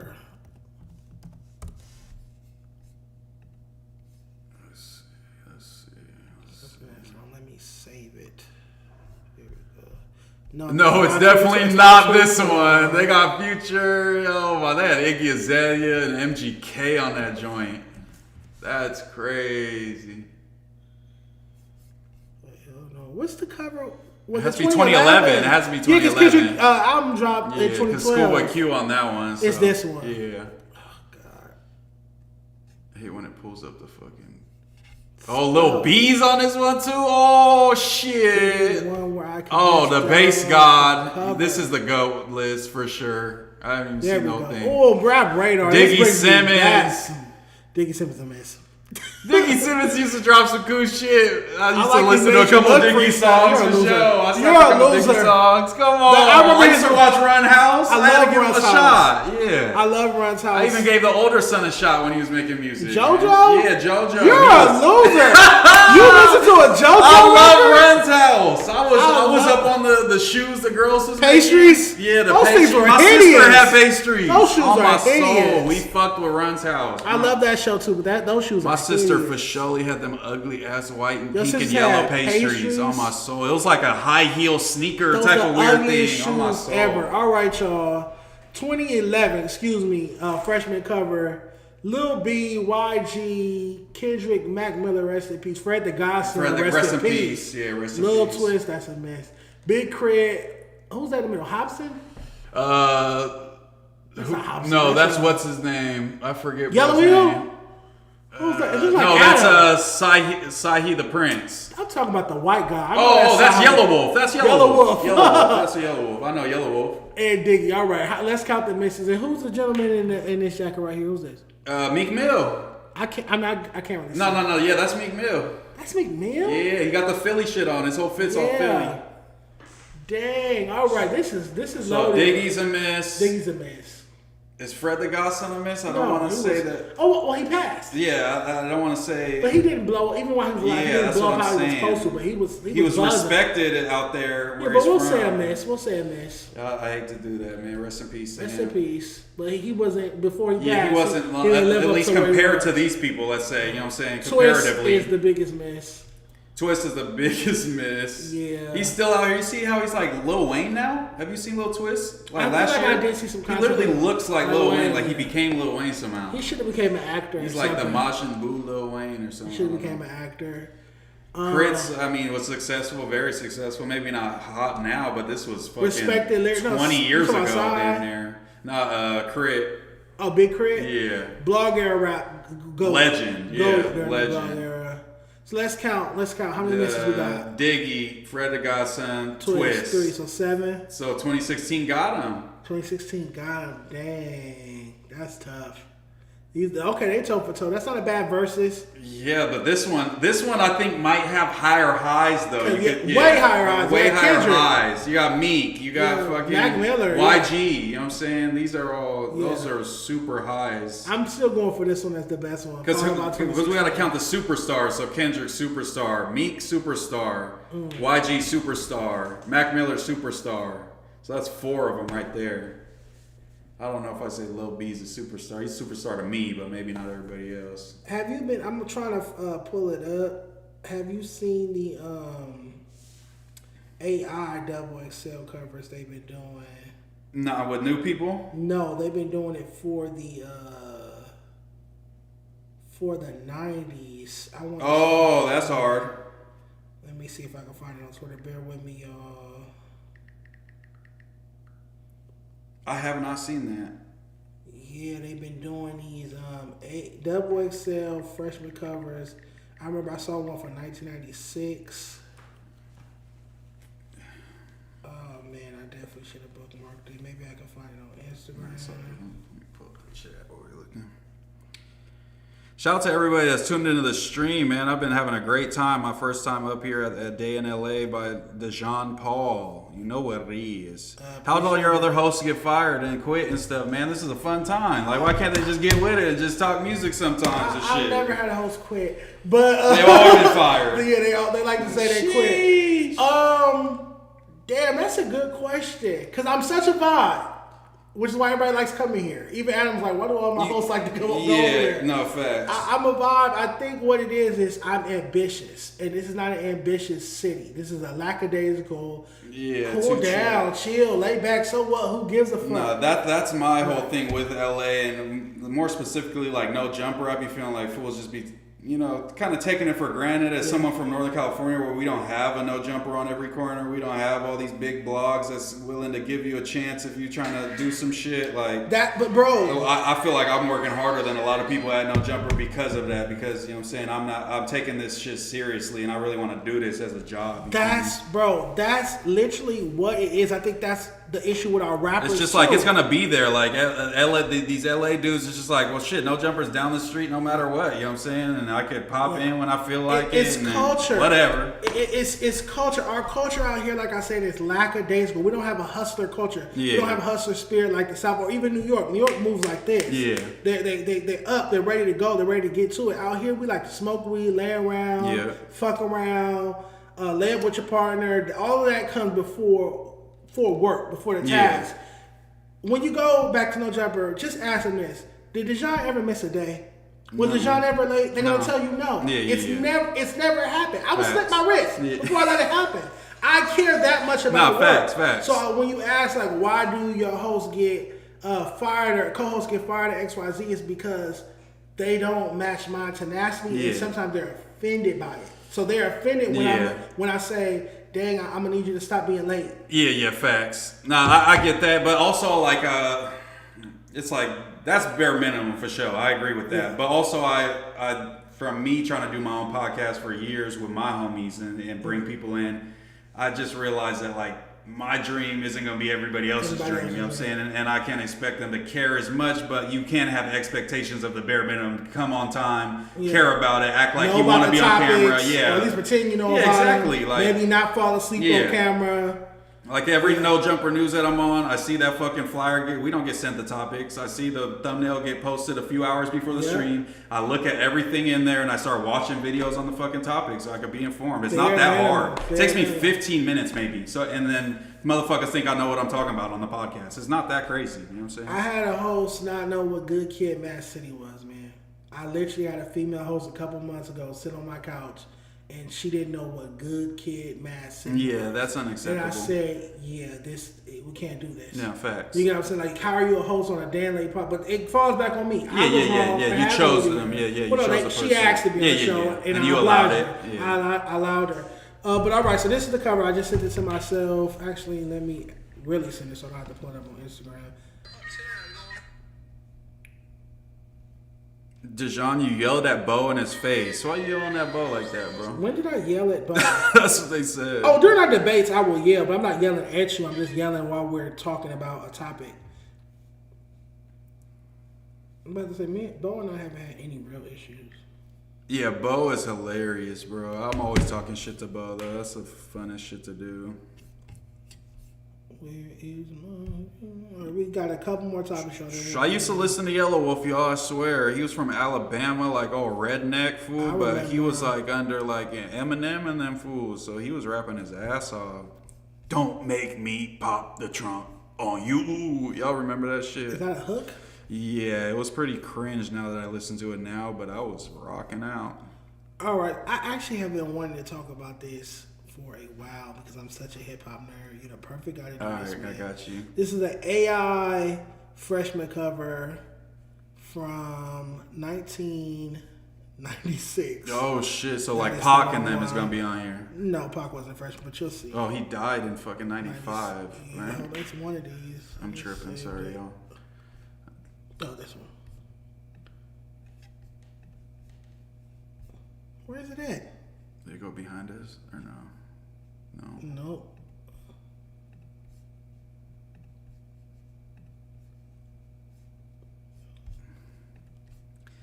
Replace Boe with Moose. That's what I'm working on, y'all. I'm riding the Boe is racist shit. Yeah, I'm working on it, y'all. I'm working on it. It's going to be the Dejon and Moose show. Moose Rainbow! Yeah, let's go. Come on, man. All right, this AI freshman class of 1996, the new dynasty. Lil Kim, Foxy Brown, Jay-Z, Busta Rhymes, Master P, Lauryn Hill, Wyclef Jean. I can't see. Oh, yeah, let me look at it over here. I'm tripping. Oh, the Fugees. And Master P. Yeah, the Fugees. They got a group in our freshman class. Lil Kim, Foxy Brown, Jay-Z, Busta Rhymes, Fugees, and Master P. These are all the artists that debuted 96. 96 is one of the greatest years in hip hop history. Is it bad that like I respect like Master P's hustle and like what he gave to the game, but I think his music is kind of bad. I feel like it was rushed. I feel like he was just trying to flood the market, and there's a few LA rappers I can compare that to. He was just trying to flood the market. It wasn't about the quality of his music. Yeah, so he was just in there saying whatever so that he could drop 10 albums a year on No Limit. But I feel like he had some But talent. it was popular, yeah, and he has good songs, Beats is but hard. it's just... And did you watch the verses? No Limit? Yes. Cash Money? Yeah. They had more shit than I thought, for sure. I think just Master P by himself, though, it's kind of like the Birdman effect, but he's just better than Birdman on that front. But I give him kind of the same lane as Birdman. Same card. He raps, but it's not like the shiny moment of the label or anything. But I definitely think his impact on the game definitely would have put him. If there was a freshman cover in '96, I feel like these are the artists. And he was doing it independently, a lot of the time when all these people were signed to fucking major labels. Well, him and Jay-Z were both distributed by Priority Records in 1996, so they both technically were independent. Jay-Z didn't sign with Def Jam until '97. Oh, okay. So at this time he still was. Yeah, Foxy and Kim's debut album dropped a week apart, November 12th and November something else, whatever's a week after that. So do you have a favorite Jay-Z album that's like clear cut? I would say Black Album probably for me. If I had to just go off the top of my dome, just like not thinking about it. Or Reasonable Doubt.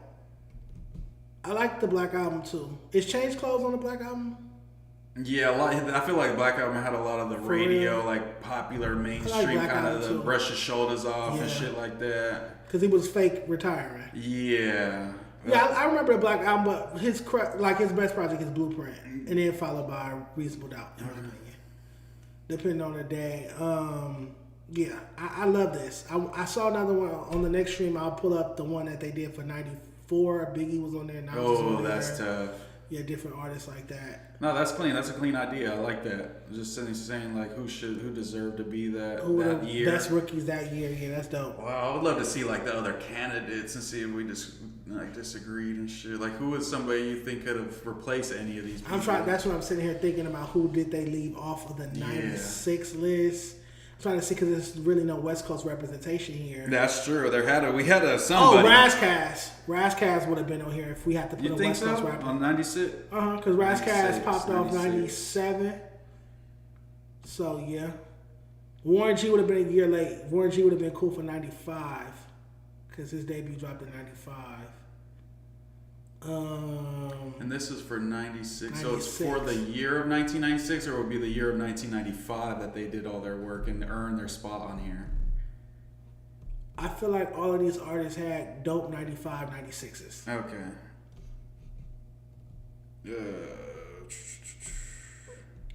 So yeah, I would probably say Jay-Z's Reasonable Doubt. They got Outkast's ATLiens on here, dropping in 96. Outkast definitely should be on there then.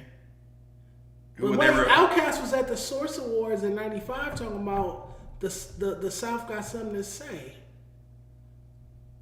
So how did they get on stage and win a Source Award in '95 if their album didn't come out till '96? Yeah, it says debuts, breakthroughs such as Jay-Z, Reasonable Doubt, Nas, it was written, Outkast, ATL. No, it was written as Nas' sophomore album. Illmatic is not. No, it was saying like 1996 albums that albums that like dropped. notable or whatever. Damn. Maybe it's wrong. I don't know, but shout out to whoever This is a cool idea. I like love this. Love them. All right, we got a couple more topics and we're out of here. Let me check this out. Moose was Harlem shaking to justify my thug. I don't want to see hilarious. Moose, how did you lose all that weight? I was going through your Instagram today, and you were much fatter. I was like fucking 75 pounds heavier, I think. You Harlem shake the weight off? You literally, I'm not gonna lie. I think Ozempic? No, I swear to God, I've never done Ozempic. Okay. My pops on Ozempic. He even asked me if I wanted some, and I'm like, I'm good, pops. I think I'm just keep rocking. You know what I'm saying? Mm-hmm. But shit, I might get on there and just get LA skinny, like how you look like you kind of on crack in LA. It's a crackish look. I kind of want that too, but. I'm trying to think like I've been trying to lose weight for years before I actually lost it. You know what I'm saying? I go on a diet, I fall off the diet, I gain more weight. I exercise for a week, I get sore, I don't want to exercise no more. So it took a lot of 3-4 years, really from COVID till present day for me to get here. And I was trying. And I think it was just something, I think I ate some bullshit. Like, I don't eat Chipotle because it's made me sick before. I don't eat Taco Bell because it's made me sick before. And one of those times I got super sick from that shit. And it just made me just feel like I was about to die and shit. And I felt like it was kind of like I was unhealthy. And that's why I was causing that. And that's why my body was fucking me up.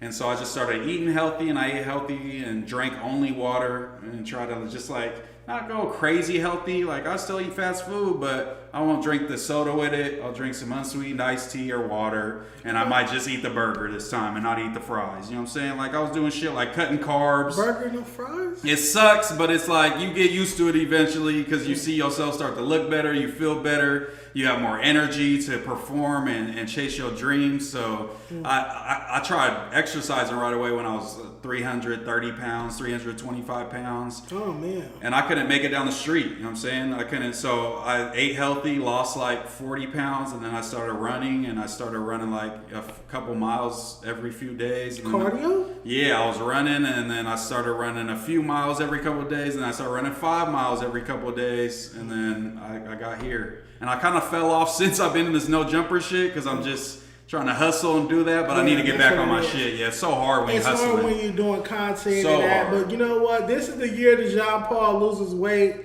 and gets in shape. I can see it. I'm ordering an elliptical, and I will be on the elliptical in here. No, I fuck with that. On live. Yeah, some of my favorite streams from Lush is his treadmill streams, where he just walks on the treadmill and kind of just has this line of consciousness that he's just yapping to the camera, and I fuck with those streams. I told him to start them back up and shit. I will be doing workout streams. That'll be coming tough. soon. Yeah, I have to get some of this weight off me. I need to lose at least 30 to 40 pounds. Nah, yeah. So yeah, that's a good idea. I support that for sure, and I'm trying to keep losing weight too, and because I just want to look good on camera. I like clothes and fashion. Now I can fit into more brands and shit that I like. You know what I'm saying? All that shit changed. You know what I'm saying? I'm trying not to breathe so hard on the mic. I hate when I'm watching my content. Yeah. And I don't know if you be having all the hoes, but as soon as you lose some weight, all the hoes come flocking. You know what I'm saying? In my case, they kind of like the fluff. But okay. You might lose all your hoes. You get too skinny. Yeah, that's kind of needed. But all right. Haiti Baby retired. Oh, let me pull poor this guy. up. Haiti Baby has retired. What's the chat talking about while I pull this up?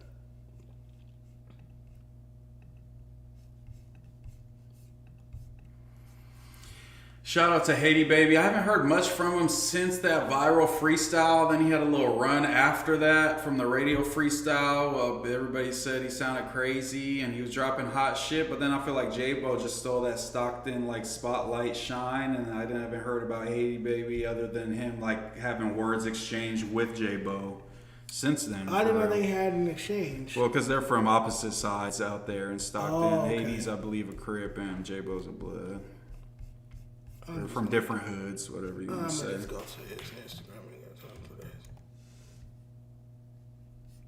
So this morning, Haiti Baby announced that he is officially retiring from music. I hate when rappers announce retirement. It's so annoying.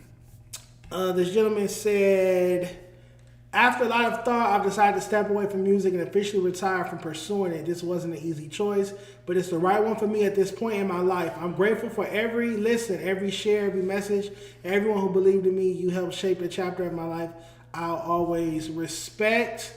This chapter is closed, and I'm moving forward with clarity and gratitude. What's your official take on his official retirement? I don't have too many feelings about him specifically because I never listened to him. I liked a couple of his songs I heard when he had that little run when he went viral, but I just hate when rappers announce that they retire, and it's like, you're not a basketball player. You're not getting a farewell tour. Like, you know what I'm saying? If you're retiring, that means your music probably wasn't resonating, and it just seems like a cry for help, cry for attention. Like his last hoorah type of thing. Like, I don't know. Haiti Baby got some bangers. Change Your Life, Fun. That's true. Hot Girl Summer. Give me your number. Oh, he's talented for sure. He's talented. I love when he mixes the melodies with his music. I've interviewed him on a Dan Lay podcast before. Last time I saw Haiti Baby, he was actually getting into so many fucking altercations. He had a crazy weekend. I saw him. I host a festival every year called August Fest, and he performed. And a fight broke out. He fought somebody. Okay. But he also was like, when he was on stage with me, he was kicking people off stage and just doing crazy stuff. And then that very same weekend, he went to For Real Day and got into an altercation. Damn. At Kayla For Real's event in Compton. So he had a crazy weekend. Yeah, and Haiti Baby don't back down from shit. He stand on business for sure. I know that about him. So, this is sad because I feel like he has talent. And I remember when he signed the CTE, I remember him telling me before he even broke the news, that's when he got his CTE changed. Yeah. He signed the CTE, I think, okay, he's about to do something, he's going to be on CTE. Yeah, they're going to put him on a major label. I remember he was dealing with Def Jam for a while. I don't know what happened. It's just those hits, those bangers that he was dropping, they stopped. Even the feature he gave Brucci and Cuzzo's on the song, I didn't like his verse. So it's like there's a disconnect there. And it's like, okay, so he's not rapping. What else? What is he gonna do? Yeah, like if he had some pivot, and with this announcement, like, okay, now I'm finna stream, now I'm finna do this, but just like saying I'm gonna retire, it's just like, man, I don't know. It's just like, just drop another hit, bro. Like, just keep making music because you love to do that shit, and you don't have to be all industry, and you can do whatever the fuck you want. But the retiring from music, like, it's not gonna be your hobby anymore. Like, you never gonna make a song again, or like, you know what I'm saying, or is this just bowing out of the industry type of thing? All right, this liquor is running through me, so I have to pee again. Can you man the chat? Yeah, turn this up. When I come back, we're gonna close out with State of NorCal Hip Hop. Who's it's there? It's there for you. Okay.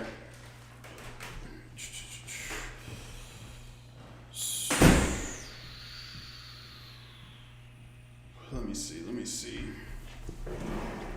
He was at, he said to look over here, my bad, y'all. The body is and always will be the outfit. Didn't he get his chain snatched, lost his aura? Damn, he did one project with Tuski and retired. Sheesh. Anita announced her OF retirement. Oh, no way. Shout out to everybody in the chat. This has been a good pod. What do y'all think? Y'all fuck with me and Dejon on the pod? I'm gonna move out to LA soon, so whoever wanna fuck with me and I fuck with you, I'm gonna fuck with you. You know what I'm saying? So if y'all wanna see me come back, did Mooseman ever rock a Chris Webber jersey? No, but I had a Doug Christie joint. Yeah, I had a Doug Christie joint back in the day.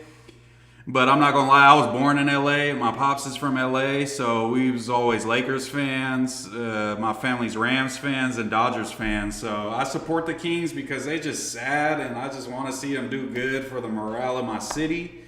But I'm a Lakers fan. I'm sorry, y'all.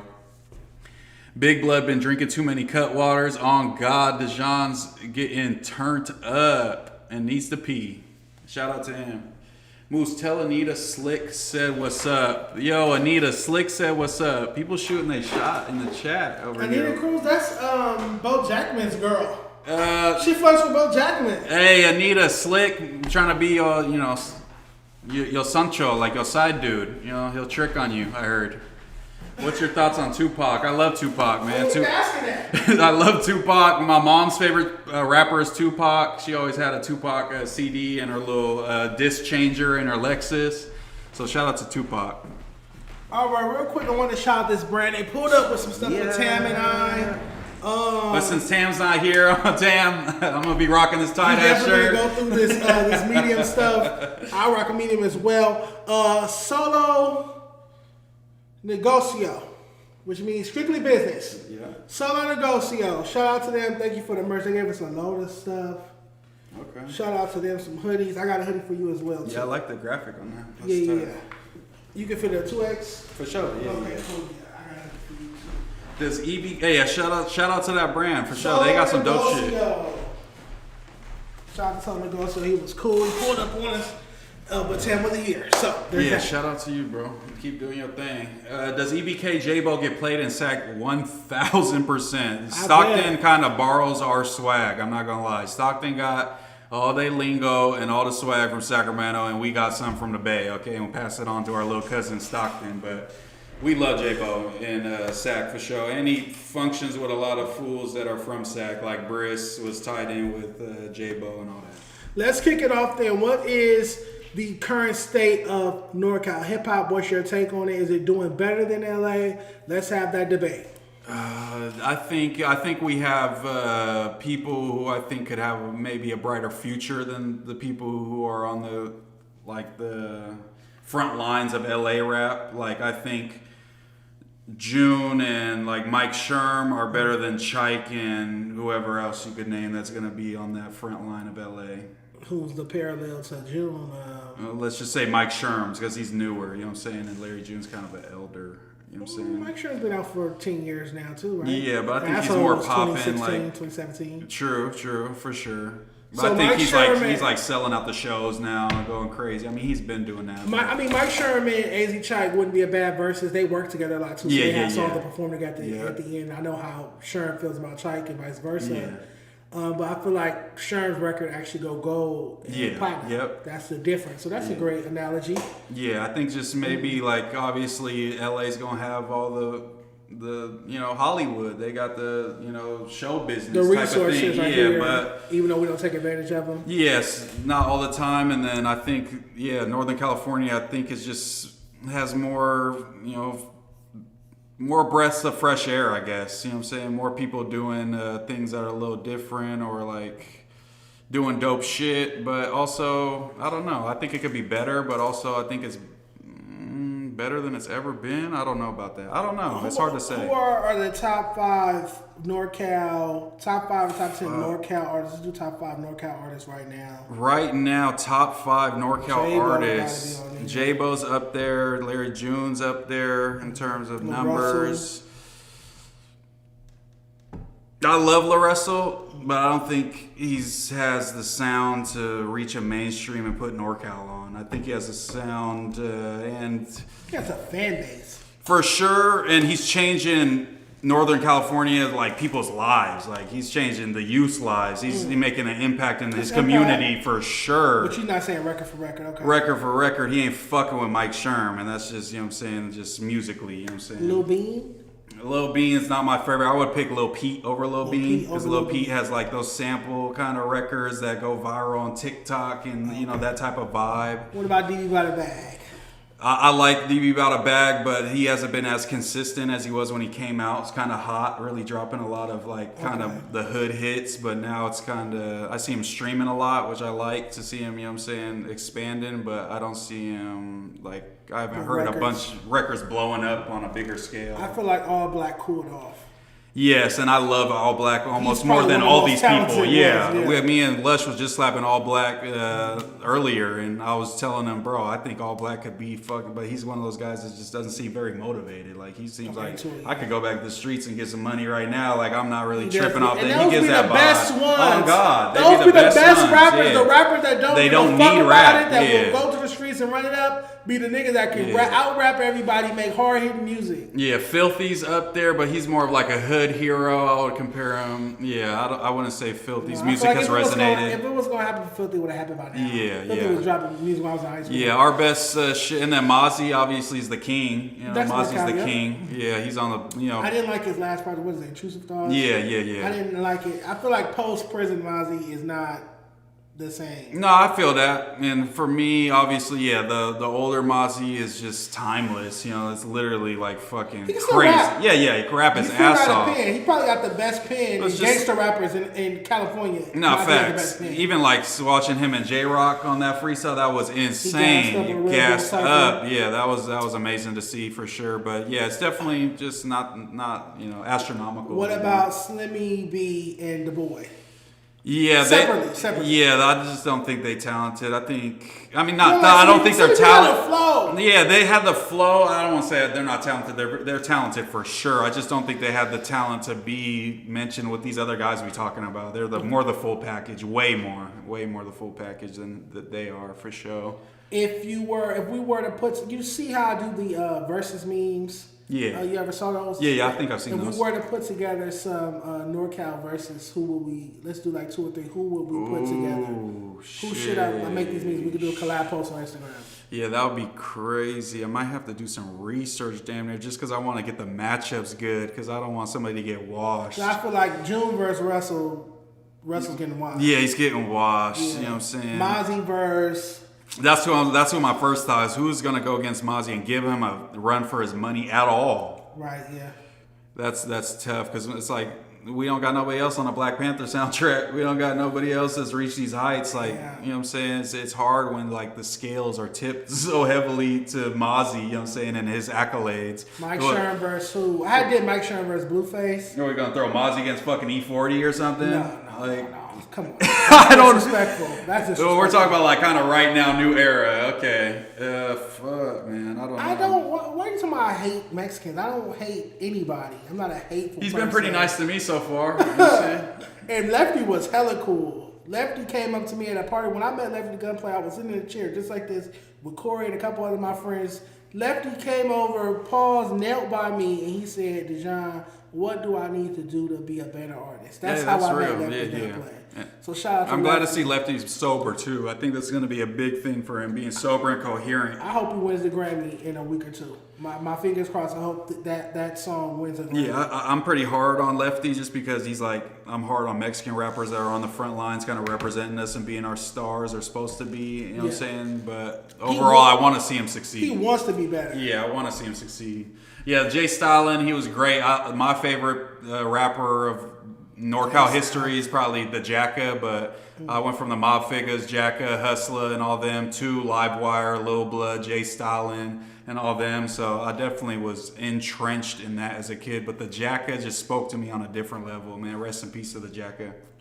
So if you had to point out any weaknesses or big problems within NorCal hip hop, the way I do LA rap every day, what are some of the issues in NorCal hip hop? What are y'all problems? For some reason, we adopt a lot of like LA politics and gang politics getting in the way of things, just like they do down here. Yeah, you would be surprised. Y'all didn't trip on that type of stuff. Like it goes as deep as at some point, Briss and Mozzie's hood started beefing.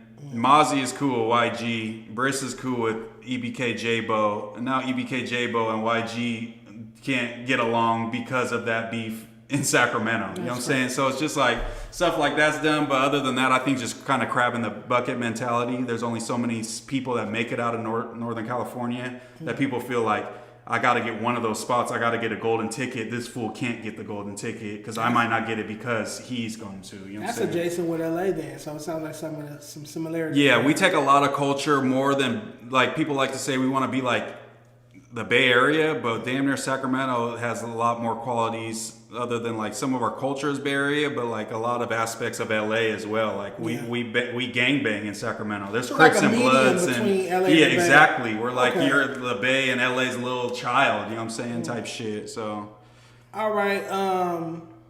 Let's get into this Thizzler's list. We're gonna close out with Thizzler's greatest NorCal rappers of all time list. Before I pull it up, what's your take on the Thizzler platform overall? I think Thizzler, fell off a long time ago. I think now you could see if it's not like a news kind of post, it's a paid promotion. Somebody paid for their shit to be on there. So I just feel like they're not the ones curating it. It's whoever got $150 or whatever to pay them. Yeah, which is no problem. But if that's all you do, and like, they can't be all. Yeah, or like in the interviews you do are kind of very like just surface level, and just the content you do over a whole, and you're supposed to be the big dog. Like it's just, it's never gonna work out. We need to pivot from Thizzler and give somebody else a chance. So one of these other blogs need to come up and start moving new NorCal artists and pushing them, because Thizzler is not doing the job, and obviously hasn't put on enough fools since maybe Slow B is the last one Thizzler put on. Rest in peace. Yeah, rest in peace to Slow B. I definitely did my hair days.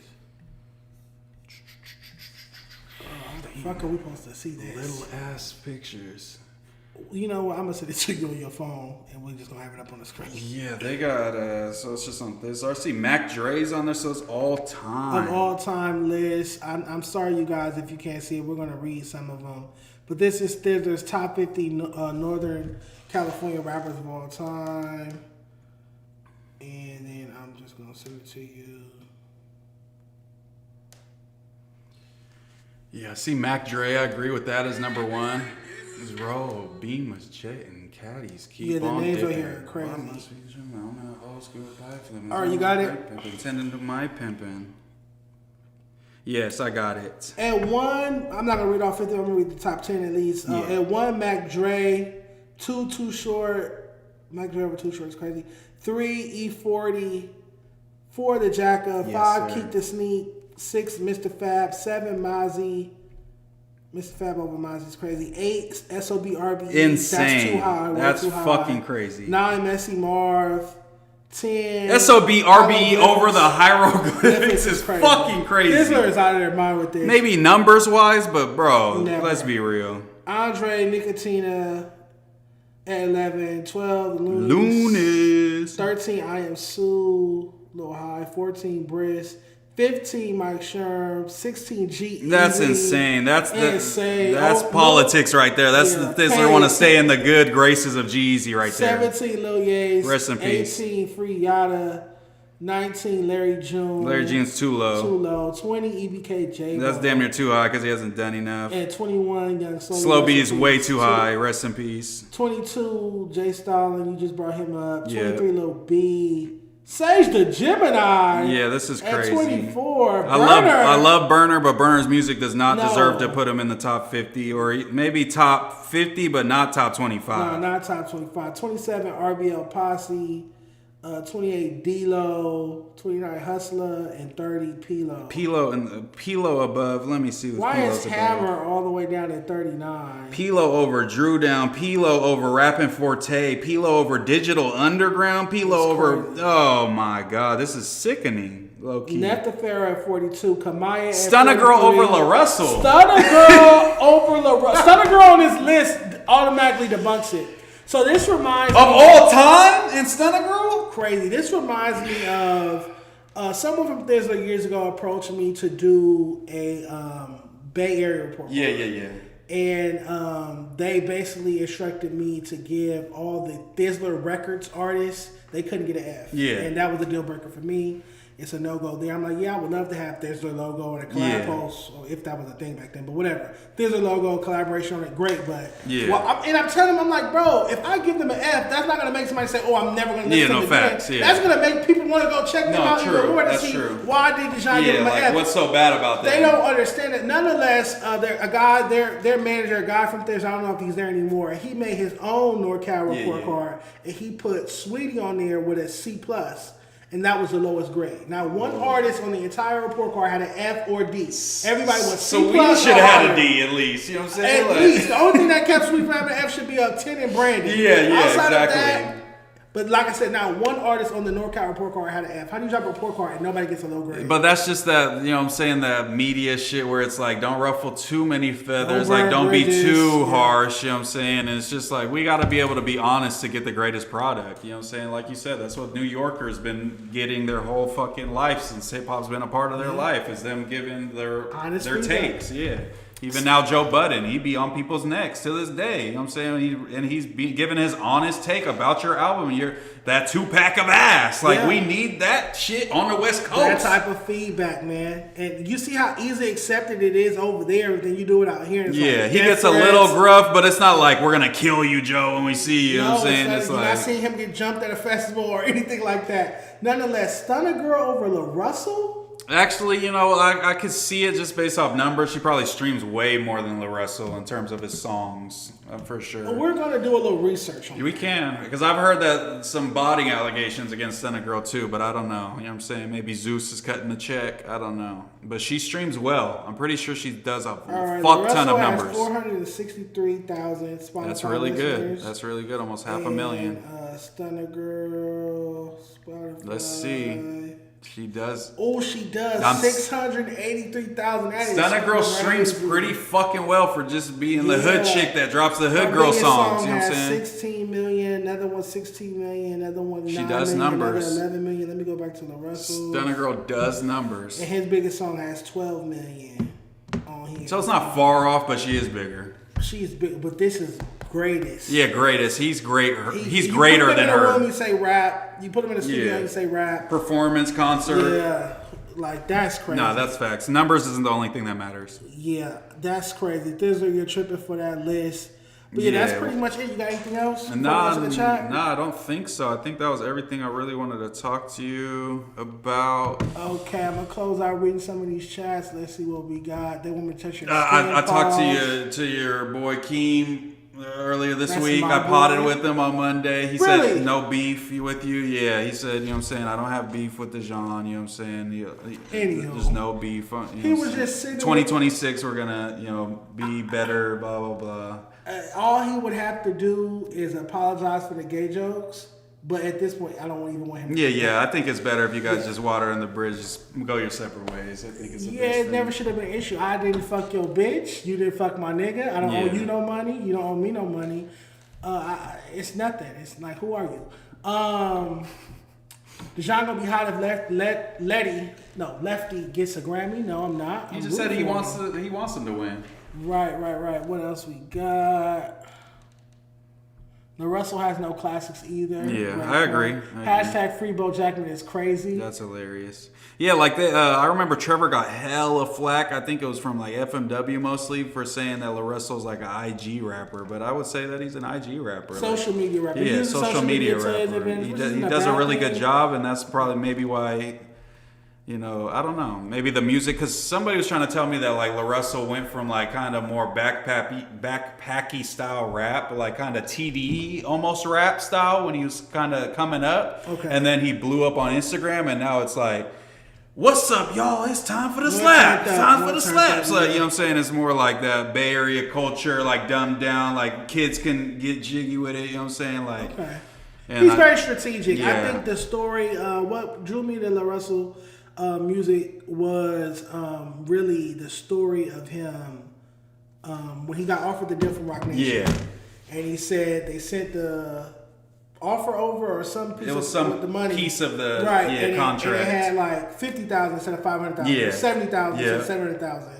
And then he's like, how do you make an error of that magnitude if you care about getting me over there? Like you were trying to play me. So that story drew me to him. I actually remember when I graded La Russell and gave him a B. He actually got the second or third highest grade on the North Carolina report card, right? Yeah. He gets on Twitter and says, "You're a weirdo. Who does this type of stuff? Like, get a life. Who will sit around and grade rappers?" Yeah. And then I'm like, "What the fuck?" That's not that crazy. Well, I'm like, "What the fuck?" I didn't even invent the rap report card. Rap report card rented the house in 1987. People have been doing this for fucking decades, my G. Yeah, all the magazines have done this before.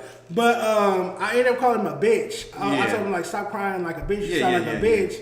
And then he apologized to me the next day. Oh, okay. So I have to work on my respectful crash out. So but maybe like that was a wake up call to him. You kind of getting him, you know what I'm saying? Like, man, you being a bitch, bro. And he's like, maybe I am, you know? So yeah, maybe you don't need a journalist out here has ever called him a bitch. Yeah, no, true. Because they glaze the fuck out of La Russell because he's so positive and they don't want to get the flack from calling somebody that's super positive like their music isn't super good. But it's like we have to be honest, bro. You're an artist at the end of the day. Absolutely. All right, chat. I'm out of here. Palm trees in the chat. Moose emojis in the chat. We're out of here. We did like 3 hours, yo. All right, cool. It's been It great. didn't even feel like that. That shit flew by. Good shit, man. Thanks for putting that ball. Yeah, you already know. Great Anytime I'm in town and when I move down, I'll let you know. You're moving to LA. Yeah, I'm moving to LA in the next like 2 to 3 months. I'm looking for spots right now, currently. Moose man is moving to LA. Don't, whatever you do not move to downtown LA. Okay, I was almost contemplating it too. Big mistake. I kind of like LA, but maybe not living there. I might listen to the LA natives. Do for sure. not move downtown LA, man. Please.